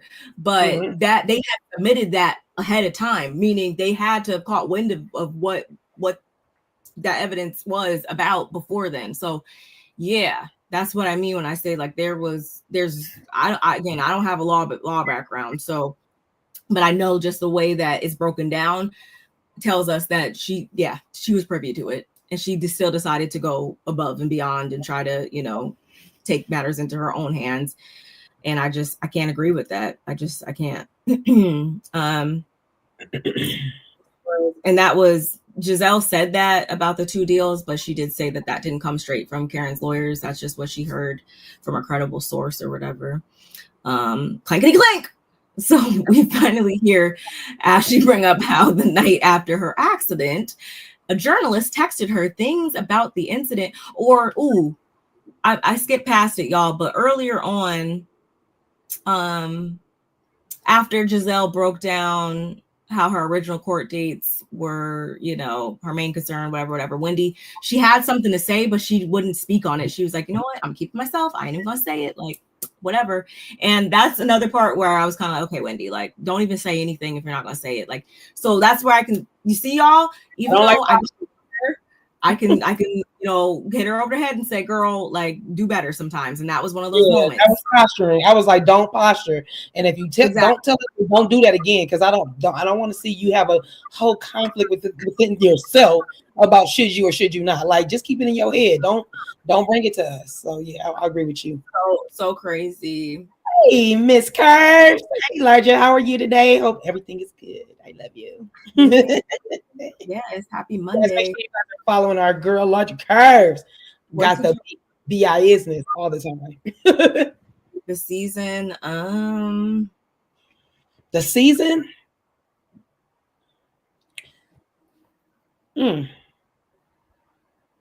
I would probably give it about an 8. It wasn't a 10. It wasn't a knockout for me. Of course, Karen didn't like what happened with Karen, but yeah, I might even give them a 7.5. Actually, I can bring it down a little bit because it wasn't nothing really going on. Stacey didn't bring nothing. Sorry, Kay, she didn't bring really anything. Ashley, she was Ashleying. TikToking and shaking her butt and being half naked. That's what she does, and we like it. We like it. She's not my favorite or nothing, but Giselle, I was happy to see her trying to talk to Wendy, but in all, she lets me know that it's just because she don't have Robin there. So it had nothing to do with her really genuinely trying to build a friendship with Wendy. I don't think so, because of what she said at the end of the show. I'm like, oh yeah, you still got hint of feelings. So yeah, no. It's just so crazy to me. Yeah, I would probably say the same thing, like 7.5. I mean, it wasn't. No, it was a lot. And don't get me wrong, that's a strong 7.5. Because we got to compare it to the previous seasons that we've seen that were just like, oh God, like made you want to, pull your hair out. So, it wasn't bad to me. Karen's ego is she now has the current sentence. Honestly, 2 years was not enough. I'm just saying. I think she got off lucky even with that. She got off luckier if she had the opportunity to take those 2 deals. You would have seen me in here with my ankle bracelet kicked up, honey. Okay. Or actually, I probably would have went to jail. Honestly, I probably would have did the 60 days, knowing me. But either way, you knew. Here's the thing: she knew herself. She had more than 1, more than 2, more than 3 DUI. So in that, when somebody's giving you a plea deal, and you know that you got all these multiple things against you, like your brain should just already say, you know what, this is them slapping me on my wrist. Yeah, I'm gonna be at home. I'm taking house arrest. I mean, because now here's the thing. I'm kind of with Barb though. Going to jail, she wouldn't have did 60 days. They would have got her. She would have did less than that, I think. Or overcrowding or something stupid. Either overcrowding this, just anything could have happened. I don't think they would have let her do a full 60 days. She might have did 30 of those days and then credited. I don't know. I just feel like when somebody puts a plea deal in front of you, unless you are facing life without parole, like what are you doing? Like, what? Yeah. I would rate season 7 to 7.5. The reunion was better than the entire season. Yeah, there were a lot of dead moments for us, I want to say. I think the cast strip could have been a lot better. I did appreciate it not being as we didn't have, well, as Giselle would say, we weren't talking about the isms constantly. But I do feel like it was a lot more lighthearted than previous seasons. I think it was a little bit more of a breath of fresh air as compared to, especially like last season. I feel like was like because I even said it. If you guys go and rewatch my reviews from last season. Like it took a lot for me to be like, okay, I'm gonna come back into this season and then we're gonna see what it's about. And I gave them like one episode. I was like, I'm gonna give you one episode and see what you guys are talking about. Otherwise, I'm out, because it got to where, you know, this was really like not cute at all. There was a lot of issues, I feel like, and I still do believe there's a lot of issues, but they just know how to present it better, I guess, in a better package. So we're gonna see. We're gonna see where it continues to go. And Giselle this season, like, I still was not like, I took her for this, you know, oh, she's trying to rewrite her identity and trying to, you know, go back into this her first lady tag and stuff like that. But I'll never forget the North still remembers. Like, there's still gonna be a piece of me that can never just give her my full honest like support, because I know that it still takes that person to drop it as low as she's dropped it in all the seasons prior. Like, it's going to take, it's going to take a whole lot for me to continue to bring down that barometer. Yes. Like the videos, y'all. I gave it a full, I knew when you asked. I knew when she asked me. Hey, we respect all y'all's opinions and thoughts and stuff like that. We all, you know, have our own independent eyes. RGP was a C all season. That it was like, I think it started off good for me, and then it kind of was like, okay, what are we doing? And then the finale, the reunion brought it back up to me for me. Yeah. Her lawyer said, "Oh, I can get you off this. Don't worry about it. Just sit tight." And she followed what her lawyer said. I think the lawyer followed what she said.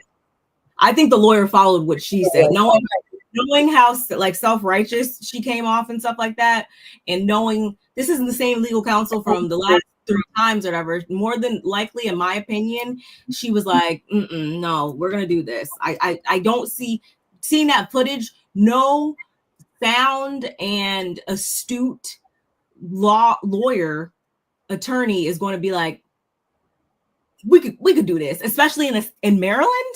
Like, no, you can't tell me that anybody would just be like, oh, okay, yeah, I can get you off, and just completely feel confident in that. No, seeing that, like, it was her first one.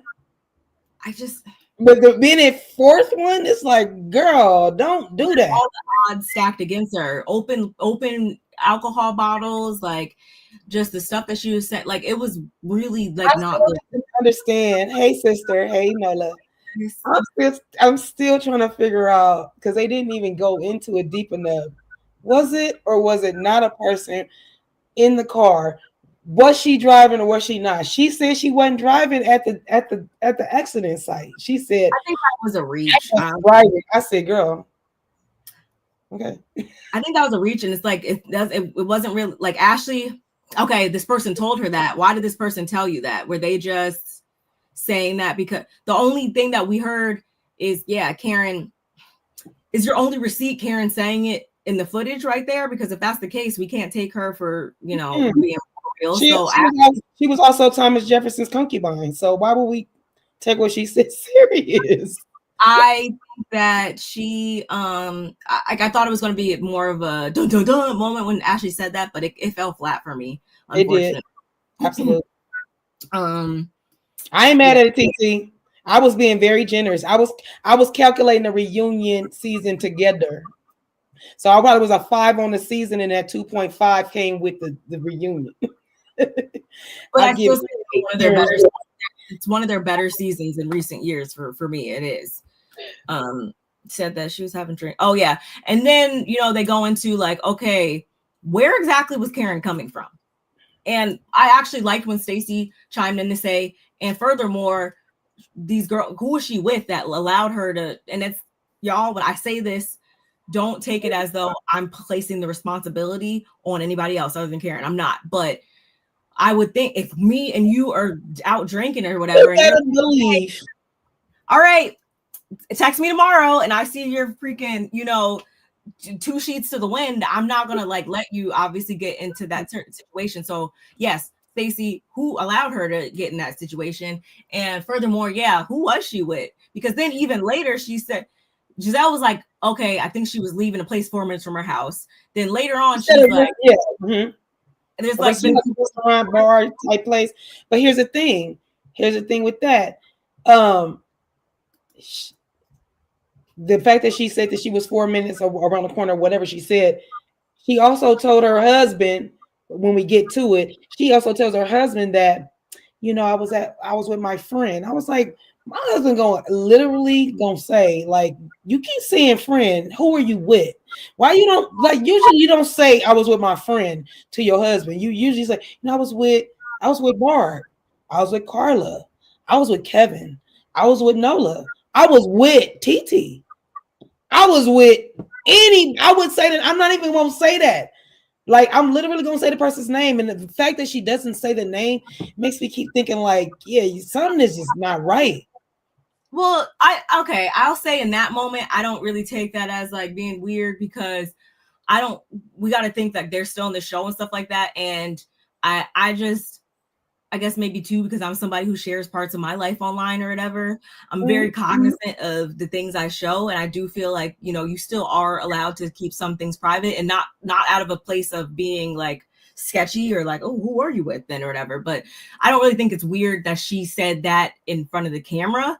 If they were not in front of the camera and she was just like my friend, then yeah, then I would be like, if I was Ray, I'd be like, who's the friend or whatever. But in front of the camera, she kind of was saying that in front of the officer. She wasn't giving out that, like, literally, that's what Ray was saying. Ray was saying, yes, from my understanding, she was with her friend and she only had a couple of beers. And I'm like, you would say, she left her girlfriend's house. She left her, like, literally the way I don't know. That's weird then. Okay. He did. He said that when it came up, he said that.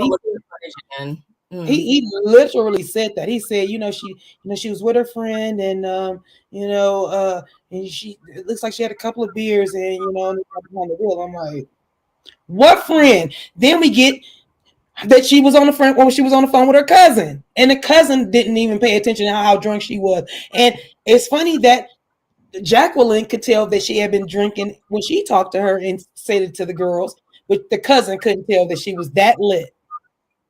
What? It was worst legal claim, right? Her lawyers is not why she has a current sentence that was handed to her. I don't think that. I think I agree with that. I can't see, because you hire them. They have to do what you tell them. That's what I'm saying. Oh, yeah. They told her, this is not what you want. And she probably was like, bullshit. Let's take it to trial. I could like, y'all can't tell me you can't see Karen doing that. She seems like the type of person, based off of all this and all these little snippets of different parts of her life that we're starting to see. You guys can't sit here and tell me that. She's proved, obviously, her being in the situation has proved that these rumors about her are true or whatever for all these years. So obviously one could only assume that, yeah, with that comes, some type of grandiose self-image that she has about herself or something. I think Wendy know who the friend is. I think they all might. Like, I think I think some people will know more than what they're saying, and they're trying to spare Karen. But Karen was doing a lot, because we're gonna find out, later in this episode, some things that I was just like, see, Karen, you have too much idle time, honey. You got too much idle time.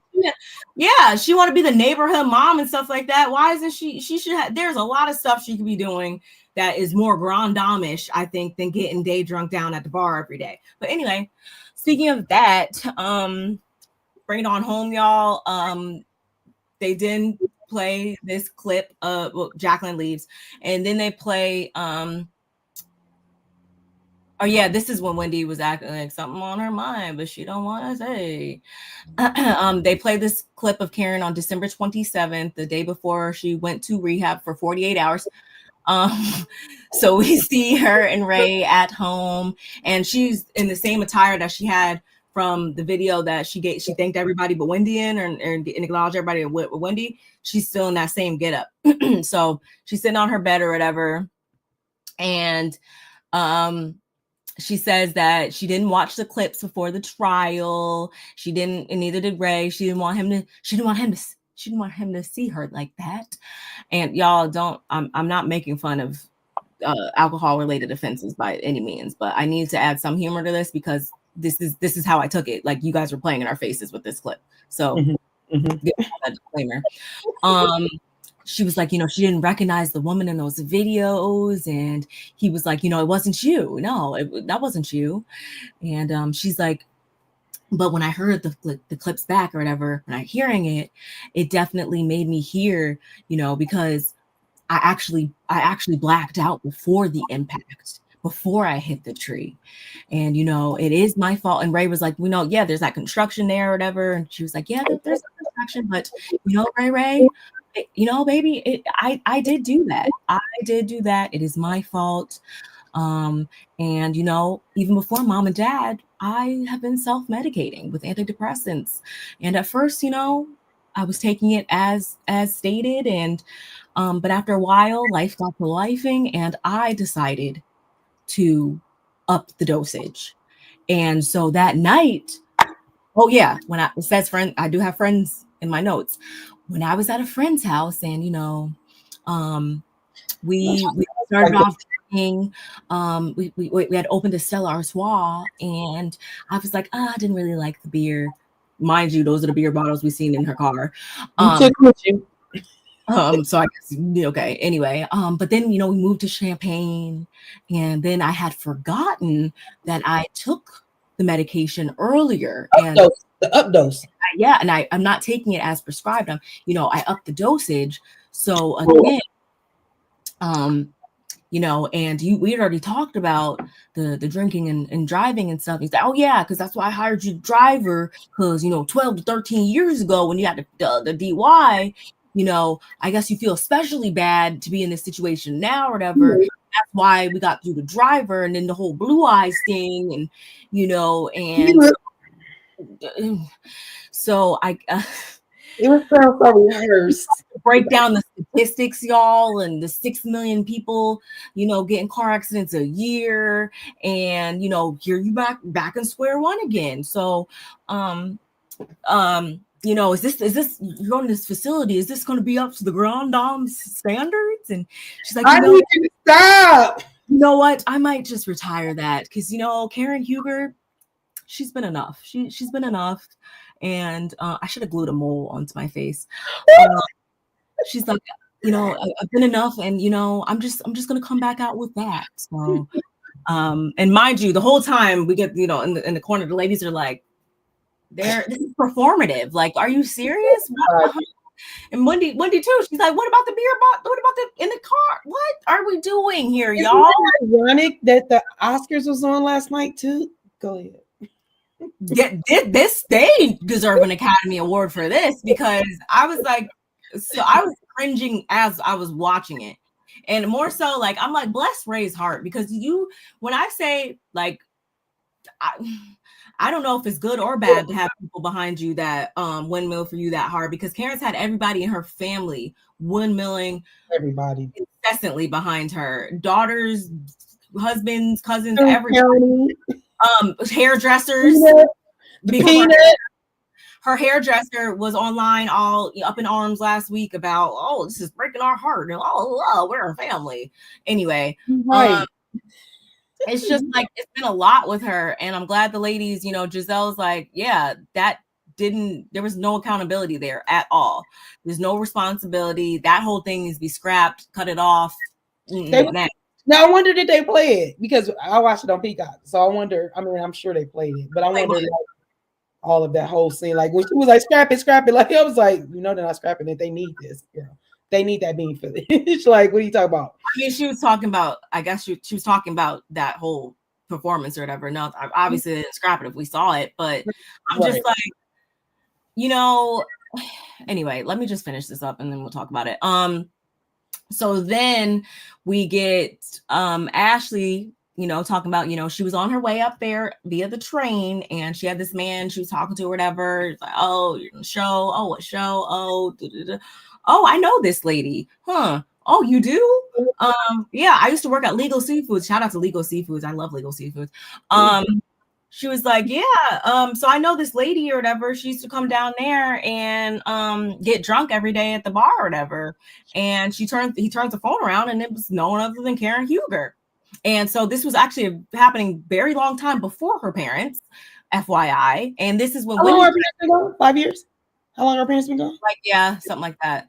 So then Wendy chimes in to say, so that's what I was going to say to y'all before that, I went to a certain place, which was weird. Like, when did you just say the name of the restaurant? But anyway, this is, you see, I'm holding her accountable, y'all. Don't say that.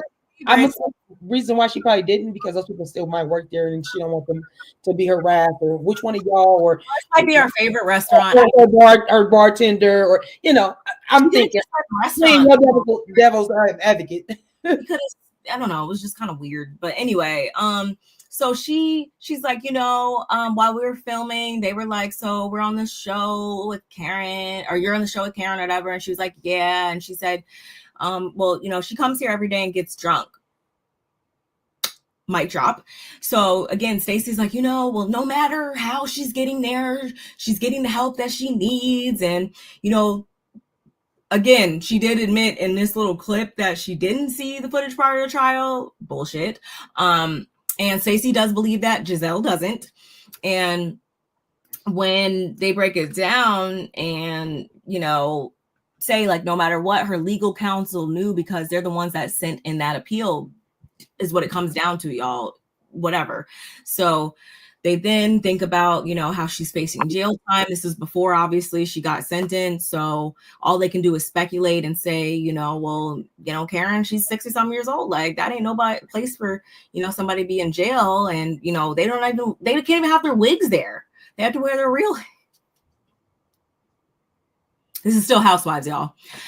They got to wear their real hair, so, and that's basically where we leave that off. And then, of course, to wrap things up, Andy goes around, give people, their kudos on where their future is going, and, a one-liner about how they were in the season and stuff. And Ashley, by the time this airs, your divorce will be final. And did we find out if is the girl divorced? Yeah.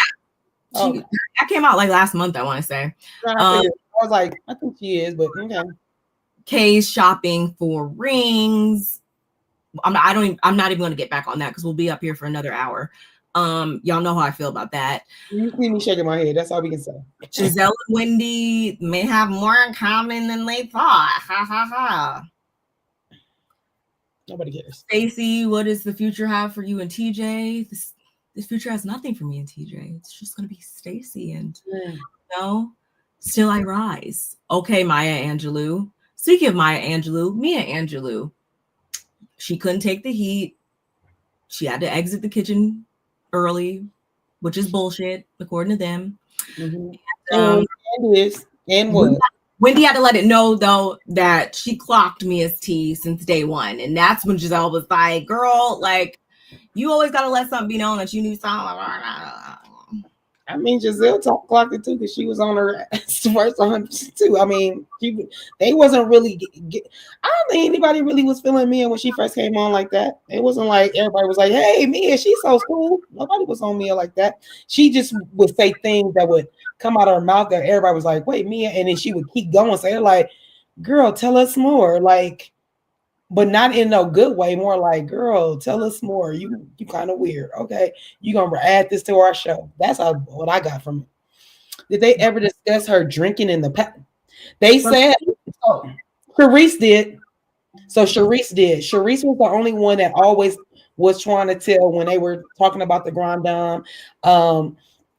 Charisse was the only one that would be like, she's an alcoholic, or she's been drinking too much, and she got, she's even said that, allegedly that she was tossed up in the bathroom because she was tossed up. God, don't bring that up, because that's the only thing I was thinking about when I seen the footage.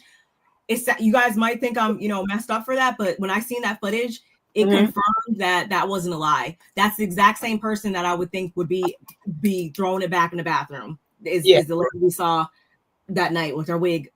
Heck yeah. Wig was in her nape, y'all. You can't tell me that people that wear their wigs in their nape don't get tossed in the bathroom. Sorry. But no, Robin Robin has also like mentioned about how she calls us drunk, whatever. But no, has anybody ever been like put it on her or held her feet? No, because she just shuts it down. She always has only shut it down, y'all. So she never gave them an opportunity to just we haven't seen any pictures or nothing like that. There was nothing that we really could nothing concrete. Yeah, there's nothing concrete that we could nail her to the cross about this over until we seen that footage. So and yeah, she confirmed all these rumors that we've been hearing this whole time. I feel like Giselle's whole thing always has been like the cheating part. I feel like Giselle is more so came at her over like infidelity type of stuff. I feel like because she's always calling her marriage an institute. So when you keep calling it an institute, you can't call it an institute and then think somebody not gonna come from it. Kevin, they think we don't keep right. Like we don't know. Well, thank you. You know, right? Lord, curse. She's crazy. It's crazy. Terrible. Tell the whole world you take more medicine than prescribed. That wasn't smart. Yeah. Okay, so literally when you were saying it, I was sitting here. I was like, my next thing is, so are you a druggie? like that's a whole other issue too now. Like you just told us something totally different because there's one thing to be on alcohol and there's a whole nother thing to be taking popping pills and taking alcohol. Those two, they cancel each other out and then they make you loopy. Like every song. You've been saying it though. You've been saying like, she gave off that it wasn't just alcohol. You said that. Thank you, my sis. And I'm waiting for Meredith to tell me the same thing. Because Meredith, you another one on my list. You talk too slow. Why did you have to bring them up? Now I'm sad. Okay, don't be sad, sis. They're gonna come again. Don't worry. Everybody needs a husband mixed with Ray, Dr. Damon, and King all rolled into one. Come on. Yeah, it's like that's what I'm saying. Like, don't get me wrong here, y'all. Like, I don't think Ray's a bad guy. Like, I think like I want somebody to windmill for me that hard or whatever, just about the right stuff. Right. He just is too far going about the wrong stuff because it's just like he instead of telling her like, hey babe, like, you know, you made a mistake or whatever, we can never allow this to happen again. Like, I'm glad that you're, you know, taking accountability for that. It's never the right thing to drink and drive. I can't lie, I was a little disappointed when, you know, it all occurred, but you know, we're gonna get you the help you need and stuff like that instead of just sitting with her in her playing in our faces. I feel like in Ray's defense, Ray's the one that's laying and sitting and staying with her most of the time when she's like shutting the world out and sitting with her when she's in her lowest points. And I'm pretty sure that he sees that. And I think that with him saying that, he didn't want to hurt her while she was down already. Like it's like literally, and especially on TV. But I hear what you're saying, sis. I'm not saying Ray didn't say that. I can see Ray telling her like, you know, because Ray be having his little get backs. Sometimes he have his little, you know, he have his little moments where he want to say his little slide. You love her? I think so. I was like, hey, that's true T. Like, are you asking me in today? Or are you asking me in this moment? Are you asking me about yesterday? Or are you talking about in this year? Because like literally, yeah, they've been married a long time. I've been with my husband a long time. Like, I love him. I don't like him a lot of times. I love my husband, but I don't like him a lot of times. And I tell him, I said, you don't like me today. It's okay. It's okay. We've been together 25 years. Like, there's gonna be times I don't like you, and there's gonna be times you don't like me, and it's okay. So I agree.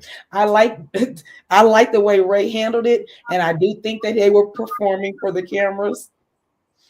And it was performed. I mean, and it was written, and because of the questions and how the answers were just too grand dame for me. Like everything was centered around her, and like you say, he didn't even say, you know, I'm disappointed in you.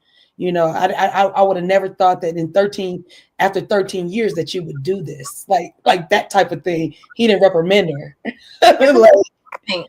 It's just like not even reprimand, just accountable. Making like motivate her to be more accountable. Like I just feel like there's a way he could have angled it to show us like no, he is 100% on her side no matter what, but still is not turning a blind eye to the gravity of the situation. I feel like it's like you guys still calling it an accident. Motherfucker, it ain't just an accident. Like it's not. That's a whole driving under the influences of several things. So no, we can't She drink beer, she drank champagne, and double dose, triple dose, quadruple dose of whatever antidepressants. Like what? Mama was gone. Yeah, that's crazy though. 2017. Yeah. So, and mind you, her instances date back to like 2006, 7, 11. So well before her parents passed. Just dropping that out. And I also like shout out to Bondi Blue, because she's always one I feel like that says like we have to like, y'all, none of us are going to be on this earth for forever. And I'm not saying that, you know, losing a parent at 65 hurts any more or less than somebody losing their parent at 25 versus, you know, whatever. But I have to like really think like, okay, Karen, like you've had your parent. I think we might have even said this before too. Like you've had your parents a lot longer than a lot of other people have. So, you know, 60 years old, like how much older do you think they were going to like live? Like, I think I think about it all the time. Not all the time. It's not I think about, okay, I come to grips with, yeah, my parents are getting older. They're in they're 70. They're 70 and 72 and 71. But I say that to say they have a lot of their days are behind them than in front of them. So I know, like I literally know. So I've been preparing myself like literally every single day. Like I like literally prepare myself because I know what's going to happen. I literally prepare myself for my grandmother. My grandmother is 85. And I literally prepare myself because literally I ask God all the time, like, can you please let her live at least 15 more years, let her live to be 100? And I know I shouldn't be asking you. That's just crazy to ask. But if you can, I would love that. I would love to see her have 6 generations on this planet. Mm-hmm. And so she has 5. And so I'm like, oh my God, I just would love to see that. So I say that to say, there's a couple of things that we can take away from this situation. And with Karen talking about it is that, yeah, we should be preparing ourselves for that. That is the order in how life goes. You literally should know that your parents are supposed to go before you. You literally know your grandparents should go before your parents. Sometimes it don't happen in that order, but that is the order it's usually supposed to happen in. So you should be having some grasp of some kind of reality that this is going to happen. But a lot of people don't go through a lot of death in their early childhood or early years, so they can't come to grips with it. So maybe Karen didn't lose a lot of people, and so she couldn't come to grips with it, as maybe that was like the hardest one.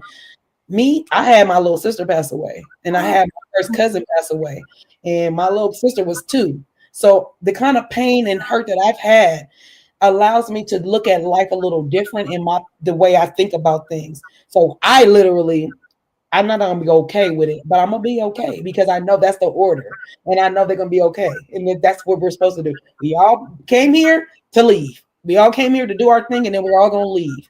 You know, so it's just like it's terrible that she couldn't get over that and that she uses that. But I haven't lost a parent, you know, so I'm not gonna say that she's wrong in it. You know. We don't know how that morning goes. You don't know. It's so hard to, you know, for every individual. Her parents are 74 and 71, which is not, okay, that's not that old. But it's definitely not that old. I can understand still being kind of thrown off by it. Especially, y'all, I get it too, especially if it was abrupt. Like my grandmother, for instance, like she wasn't sick or anything like that. And the next day she just wasn't here. So it's like, again, I get it. But it's also, I don't know, the way that Karen, I feel like angles it sometimes, it's like so just like her mind was just like blown, like, wow, this happened. Like, yeah. And I get it doesn't make it the grieving process any better at all. But it's just like, are you gonna like at some point your actions have to, even if your heart doesn't accept it, your actions have to accept it after a while, meaning if a lot of this was tied to this and her drinking and stuff like that, after a certain amount of time, like that just can't be the excuse no more, Karen. It can't. Yeah, you should. Why don't you go too? So it's like you gotta like just the focus has to shift. It has to in order if you're in so much grief, why wouldn't you go seek grief counseling? Like that's what you go do. You're in grief. I can't function without my parent. And now my other parent's gone. I can't function. I gotta go figure this out. But I guess her self-medicating, it was getting her over. It was making her feel something, I guess. It was making her feel. But literally she should have got grief counseling, not else. I can relate. All my friends, I experienced 5 generations. My great grandmother passed when you were 29. See, Exactly. that's what I'm talking about. So Yeah, it's like my great grandmother. So yeah, it's just different for everybody. I totally get that, but I just really need to see a different Karen come out after a year. and a real one, not nothing for the TV. Matter of fact, I don't even want her to come back onto Potomac until she gets like even what did she say? I wasn't doing sobriety, especially around these. I'm just not drinking around these bitches. Even then, you were in denial. You was literally still sitting in denial right then. So if she doesn't think that she needs sobriety, that's a problem. Because you do. You literally do. Now it's not about you literally need to stop it. Like did you hear her statement? I don't know if you heard her statement, but because they released that. She didn't take like that. She literally did not take full accountability for anything, y'all. Even in the statement, I feel like she didn't. But she literally did not anything until she was literally in the courtroom, like D-Day. So something really just has to give there. Otherwise, it's all gonna be like for nothing, and then they'll come out and it'll be number 5. For sure. And I don't want to see a number 5 happen for her sake, for anybody else's sake on the road, nobody's. I was the only kid who had both grandparents and great grandparents while in junior and senior high. Lost both great grandparents many years after college. Oh, I lost one of my grandparents in junior high school, and everybody else stayed alive until I was grown, and they all got to see my kids.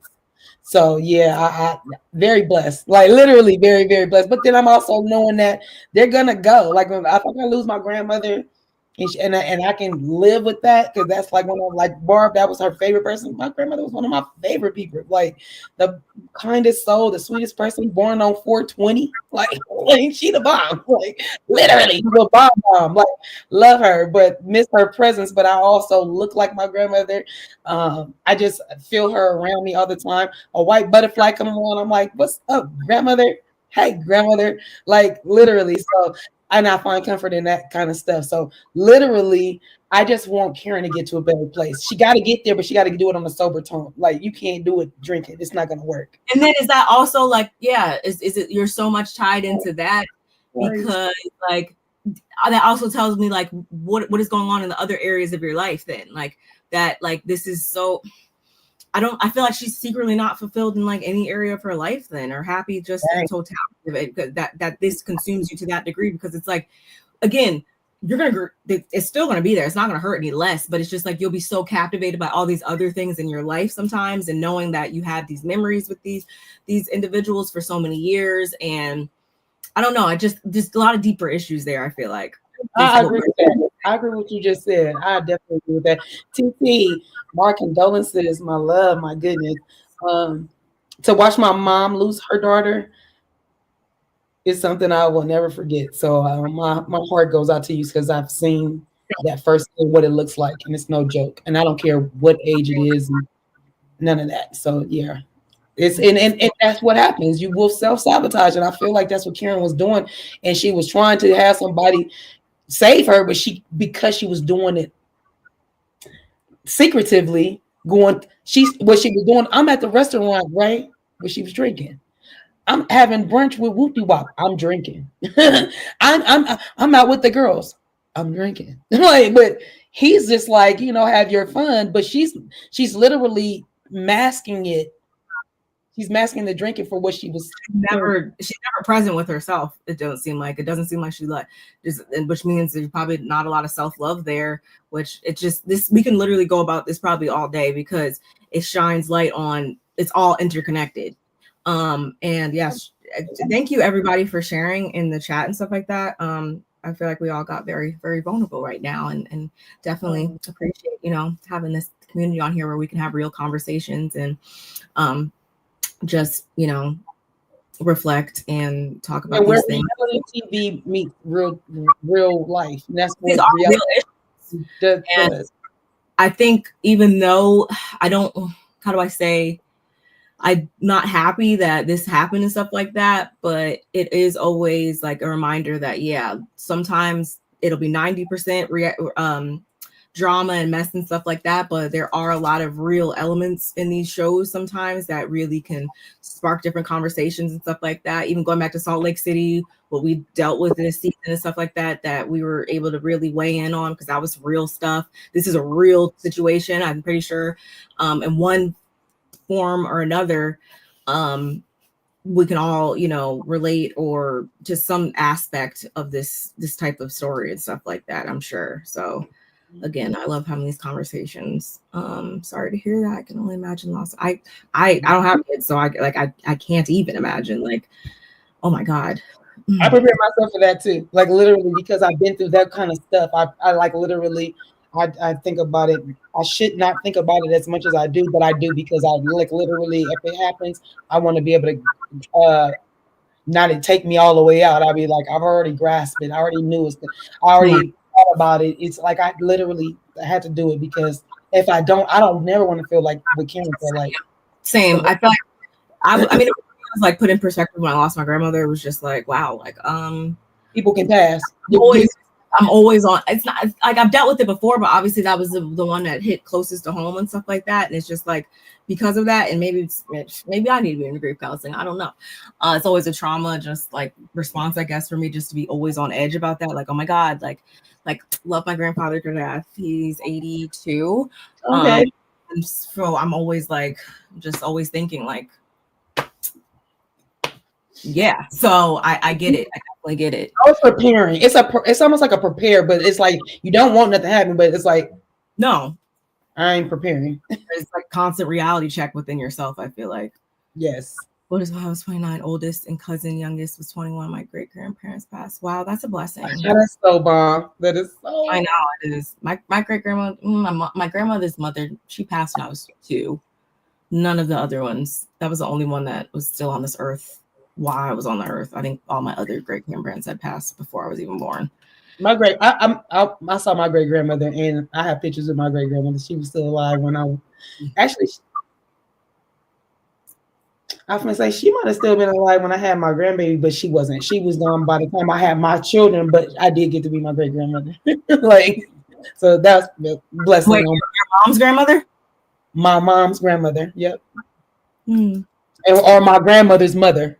The way you want to do it, I look at it, my grandmother's mom, like literally, I got the eyes on her, I got to touch her, and everything. So yeah. Oh, I'm so sorry, TT. I hate lupus too. I lost my mom's oldest sister. We lost her in 2015 from lupus. And I'm sorry. Can you tell us how old she was, TT?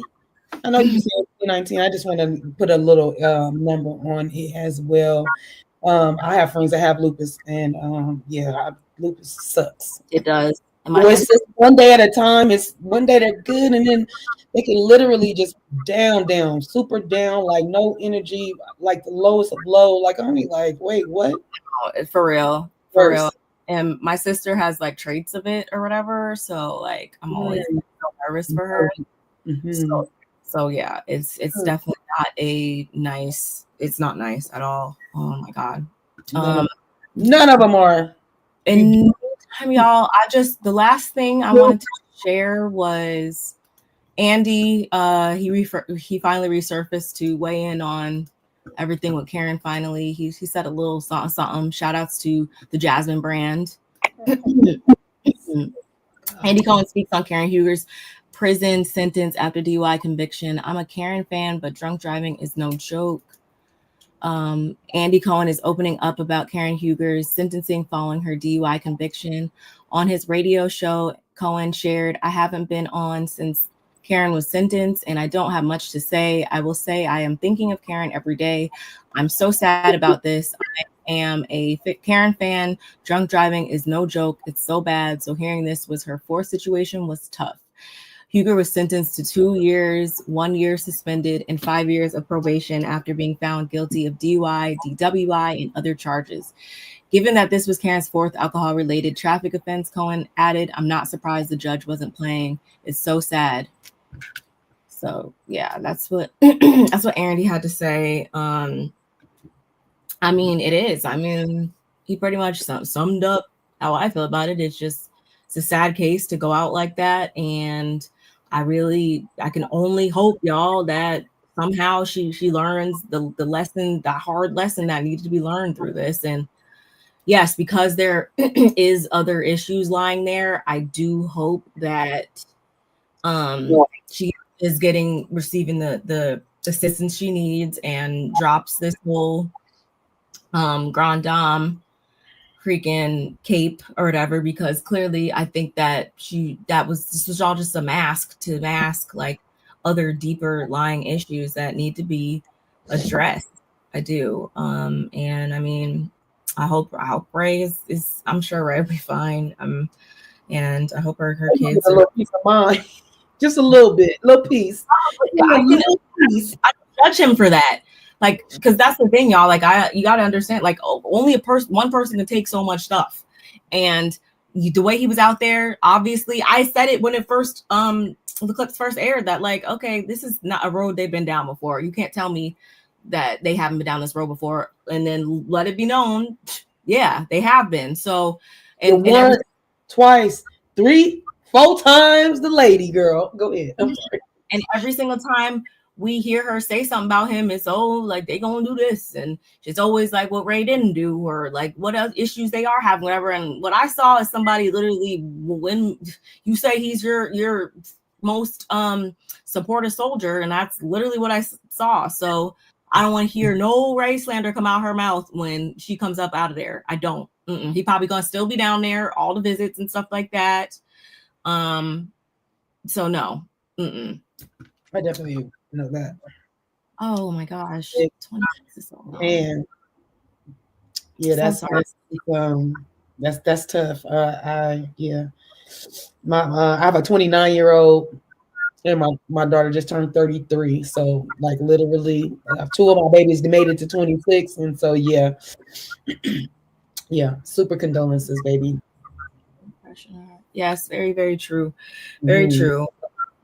But again, y'all, we just because I think about the individuals that could have been impacted by this, or the individuals that have been impacted by these same types of circumstances, I can't give her a pass for it. I can't. I can give her all of the understanding in the world when it comes to these different branches that are branched off of the actual issue, but the actual issue, the actual offense, I personally, because I would be going against my values and my ethics, I can't give her a pass for that. Sorry.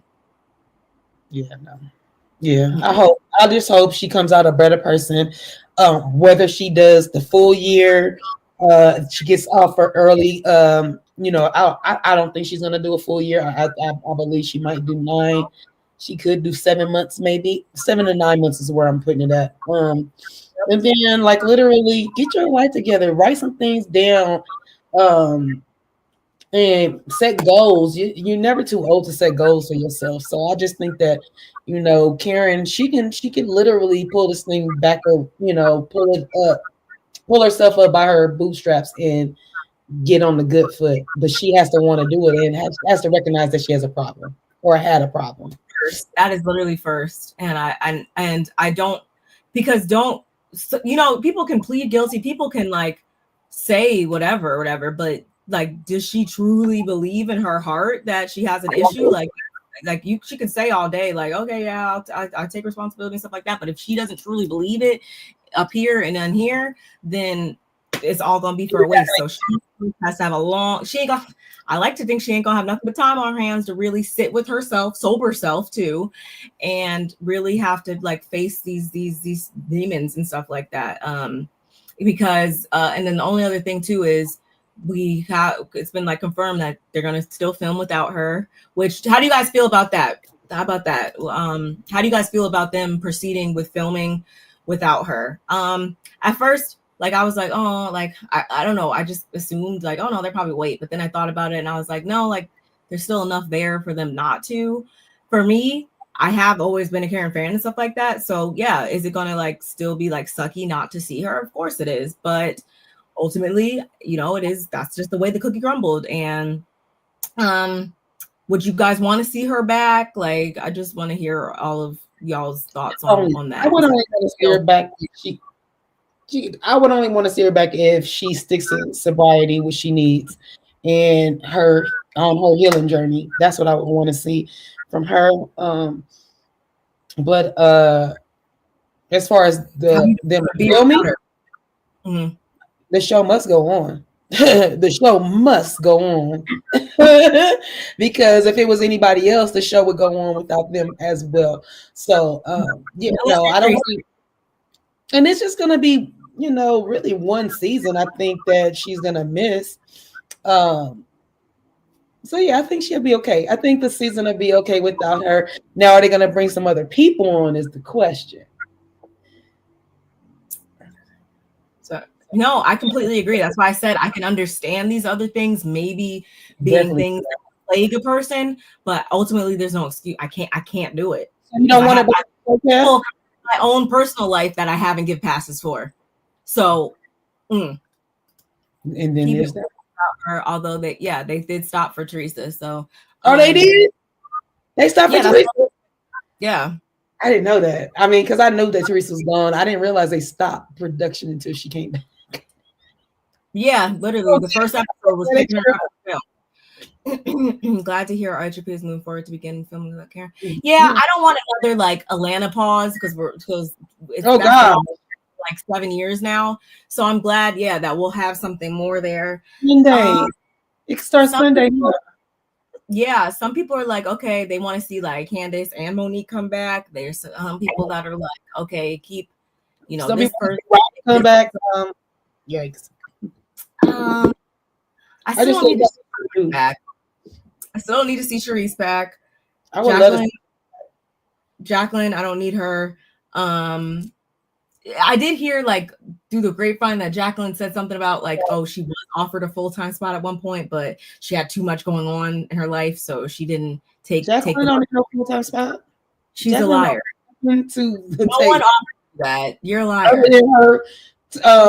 Other than now, Ashley had a crush on her, and then you know it was making Mia mad and upset, and it's like, okay, y'all, like, okay, the girl on girl action, and if y'all not really gonna want to do nothing, like, not that I need them to do something, I'm just saying, but if y'all not gonna act on it, I don't want to stop playing. Put it out there, then put it out there. Like, I don't care. Like, no. I don't need. I would even be okay with everybody coming back as it is, except for Mia. Mia can stay gone. That's fine. Yeah. Whatever. I feel like it's just going to be we can't trust anything about the lady, and I'm over that. Kay, even though she did disappoint me this season, and I've been very vocal about that, I want to give her a chance. Like, I want her to do better. So I will say she can come back one more time, but if not, then if she don't bring it next season, then what about Jassy? Yeah, I'm good with. I'm actually good. Bump Jazzy up for a full time. Okay, so Jazzy, you want Jazzy more than we want Jacqueline for sure. Yeah, Jacqueline. She's about to get married. If Mia's not going to be there, then there really is. If there's no reason for Jacqueline to be here now, there's definitely not a reason for Jacqueline to be here without Mia. Like, yeah, that would make no sense. Like, who is she really that great friends with? Nobody. Not nobody. Ashley, I can take or leave Ashley. So, and more so, she needs a check. She only get checked for. She needs a check. She needs a check, but the check don't need her. So no, but let Giselle tell it. Ashley is one of the richest ones on the show. So like, I was like, well, see, because what she was doing, she was harboring money.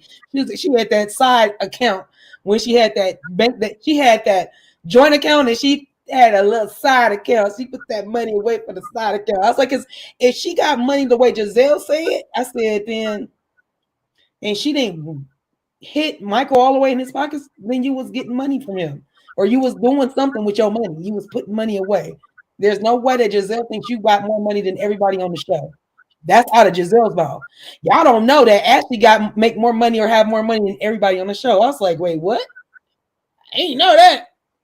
Ashley doesn't bring enough for me to. That's why I said, like, if That's they what insist on her back, then that's their business. But I don't need her. I don't need her. Especially obviously Candace is not there, which gives her even less to talk about. Candace, like, is Candace ready to come back with the baby? I don't want Candace to come back if it's going to be the same, like her and Giselle. Like Giselle needs to be off of her BS. If it's going to be the same thing, then I don't. She came a little bit for Wendy, and she came off a little bit. Yeah, but it's for like there's different things there.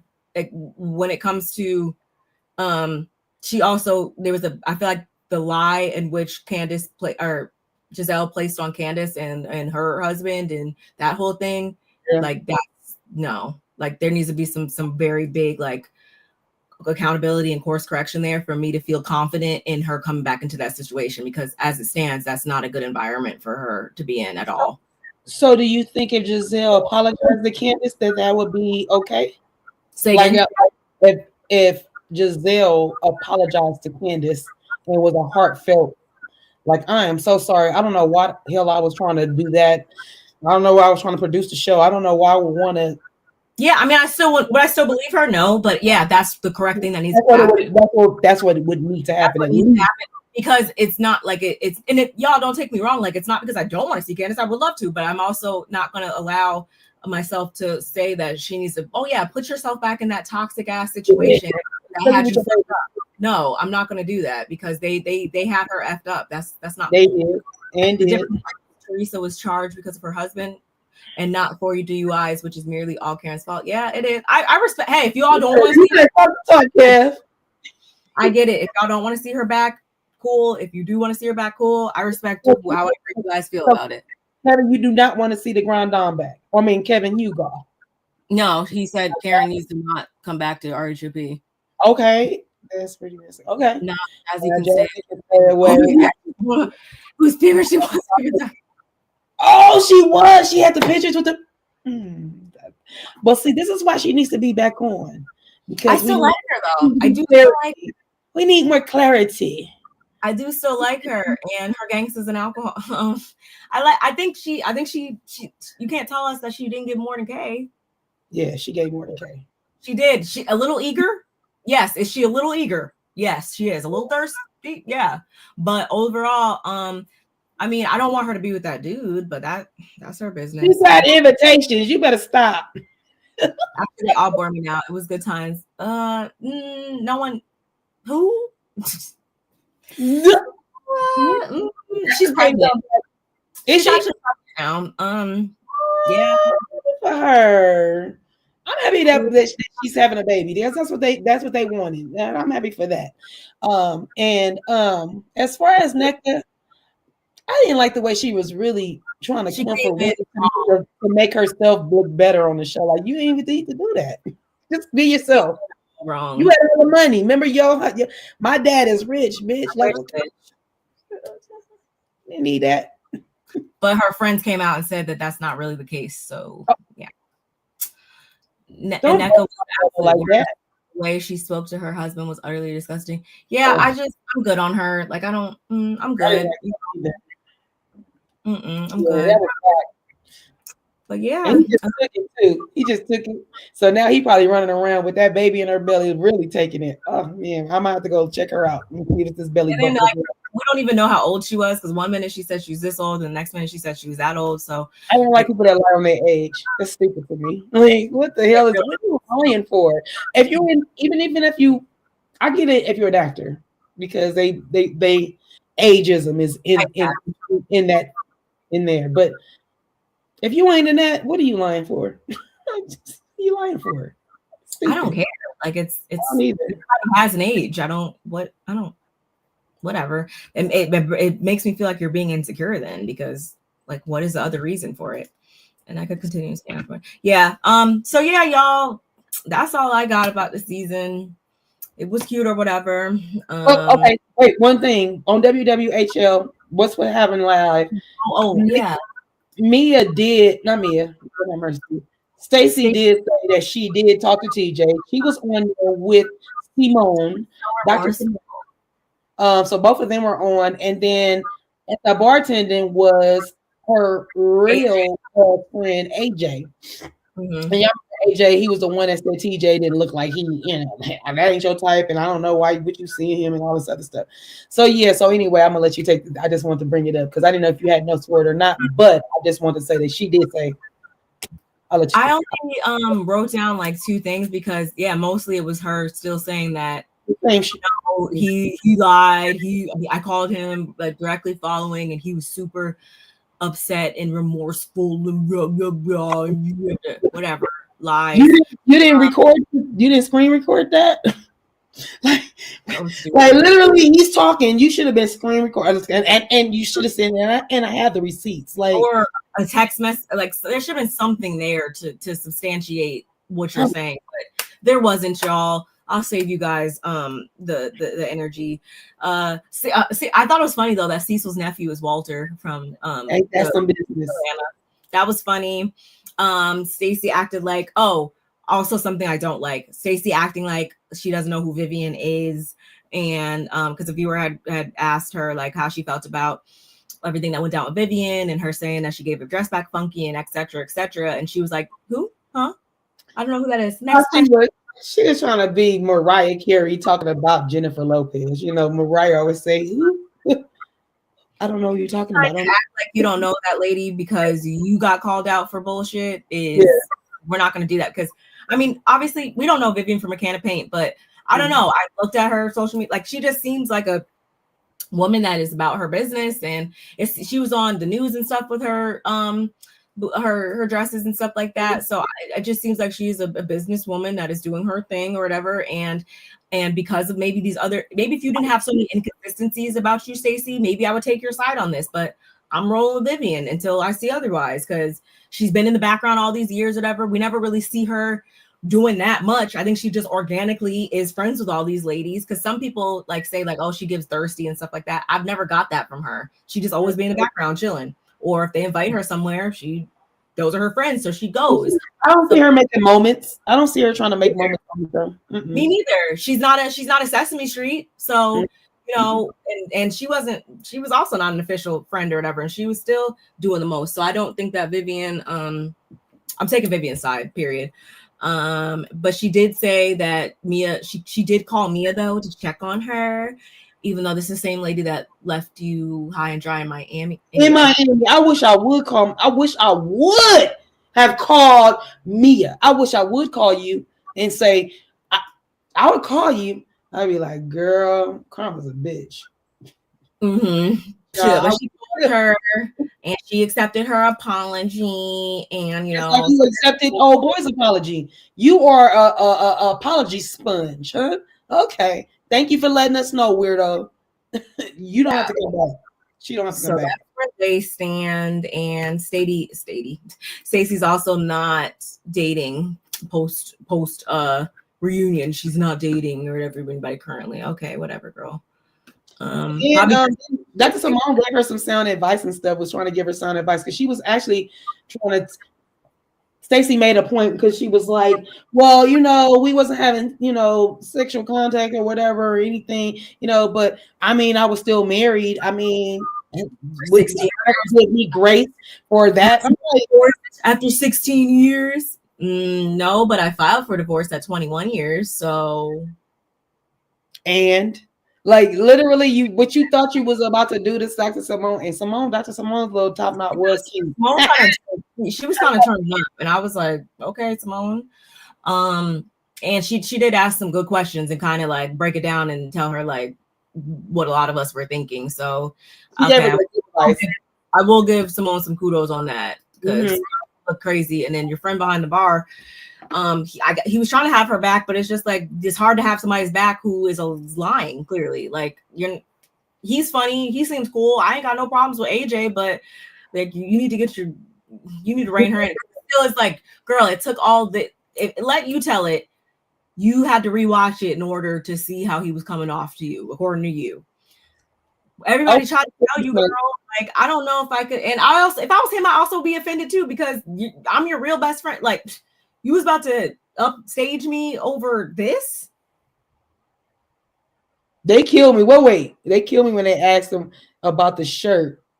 And then what did AJ say? The shirt said it all. I said, the shirt was the shirt did what it was supposed to do, and I believe the shirt. Basically, that's it. I do too. I believe the shirt. I do. No, it's not a shirt, it's a blouse. And there you have it, y'all. There you have it. And speaking of Dr. Simone, be on the lookout. I come back tomorrow and do my video for Married to Medicine. Got a lot to say about that, y'all. I haven't finished watching it. I gotta finish watching it. I haven't got to the song yet. Have you watched Beyond the Gates? The new No, I need to yeah, I need to watch it. I know I can watch it on my Fire Stick, so but I do want to watch it because I did hear Ooh Ladies First. Shout out to Ooh Ladies First panel. They was talking about it, and I was like, okay. And I know our cousin, if you guys are following Rance and Ricardo, and you guys are interested in somebody that is talking about it and reviewing it, I know our cousin is she's doing it. But I do want to watch. I was a soap opera. I love Channel 7. It was my soap operas. Yeah. I'm not gonna do a daily recap or review. Whatever. I'm gonna do like a weekly one. I meant to do it yesterday, y'all. So I'm actually gonna do that now. It's not gonna be live, but I'm gonna probably do, or I mean, I could do live if you guys want me to do live. I don't know. Right after this, and just talk about last week's episodes or whatever, and then I'll come back probably over the weekend at some point to talk about the 5 episodes from this week. I'm just gonna do it as a week at a time because I can't. I like that. I like that. I mean, I'm sure then it will condense itself in the story. Yeah, a little bit better. Different parts of it if you guys are interested in that. Yeah, man. Potomac is on Sunday. Yeah, don't forget to watch Atlanta. Atlanta comes back this week, y'all. I also want to talk about some Oscars red carpet looks. Do that tomorrow too. Yeah, so I will definitely be tuning in when you do so because I didn't watch the Oscars. I was at one of my clients' house and I'm sorry, and that's not the shade. Shout out to everybody who got their Oscars. I'm not downplaying that, but it wasn't really many people I knew or was interested in. I just want to talk about the fashions because that's what I like. That's why I'm like, I love when you show me that. That's my favorite part. I literally want to see what you're talking about. That's the only reason why I like to watch the red carpet. I don't even need to watch the award ceremony. I like to watch the ceremony if it's more like, it was just boring for me. I'm not gonna lie. I'm sorry, but I do want to talk about that. So again, this is why y'all need to have your notification bell on. Y'all. Appreciate y'all for rocking, all season long for this. Yeah, don't forget to like, comment, subscribe. If you caught this on X, shout out to the 57 people that are watching on X. Please come on over here to the YouTube and subscribe to both our channels. Like the video on both of our channels. Comment on both of our channels. Share on both of our channels. Do all the things on both channels except for and yeah. I enjoyed y'all in the chat. Kevin, TT, our cousin here, Feisty. Sis Carla, our sis Nola, everybody, Larja. Shout out to everybody who came on through. I'm not missing anybody. Definitely appreciate y'all. You guys always hold it down in the chat. But and Feisty. I said Feisty. I think I was talking about. Speaking of soap opera, I am too. I'm really enjoying it. So I'm about to come right back with that, y'all, probably in like the next 20-30 minutes to talk about last week's episode. Like I said, TJ giving Hollywood vibes. Oh my God, Kevin. I can see that. I can totally see that. I enjoyed sending a lot of love to you too. Thank you for joining us. We appreciated your comments and input and all the vulnerability that you gave us, all that good stuff. Yes. I appreciate everybody for their vulnerability and us having a real conversation today. And lastly but not least, again, rest in peace to Angie Stone once again. Yes. R.I.P. Definitely. Y'all. See you in the next one. Bye, guys.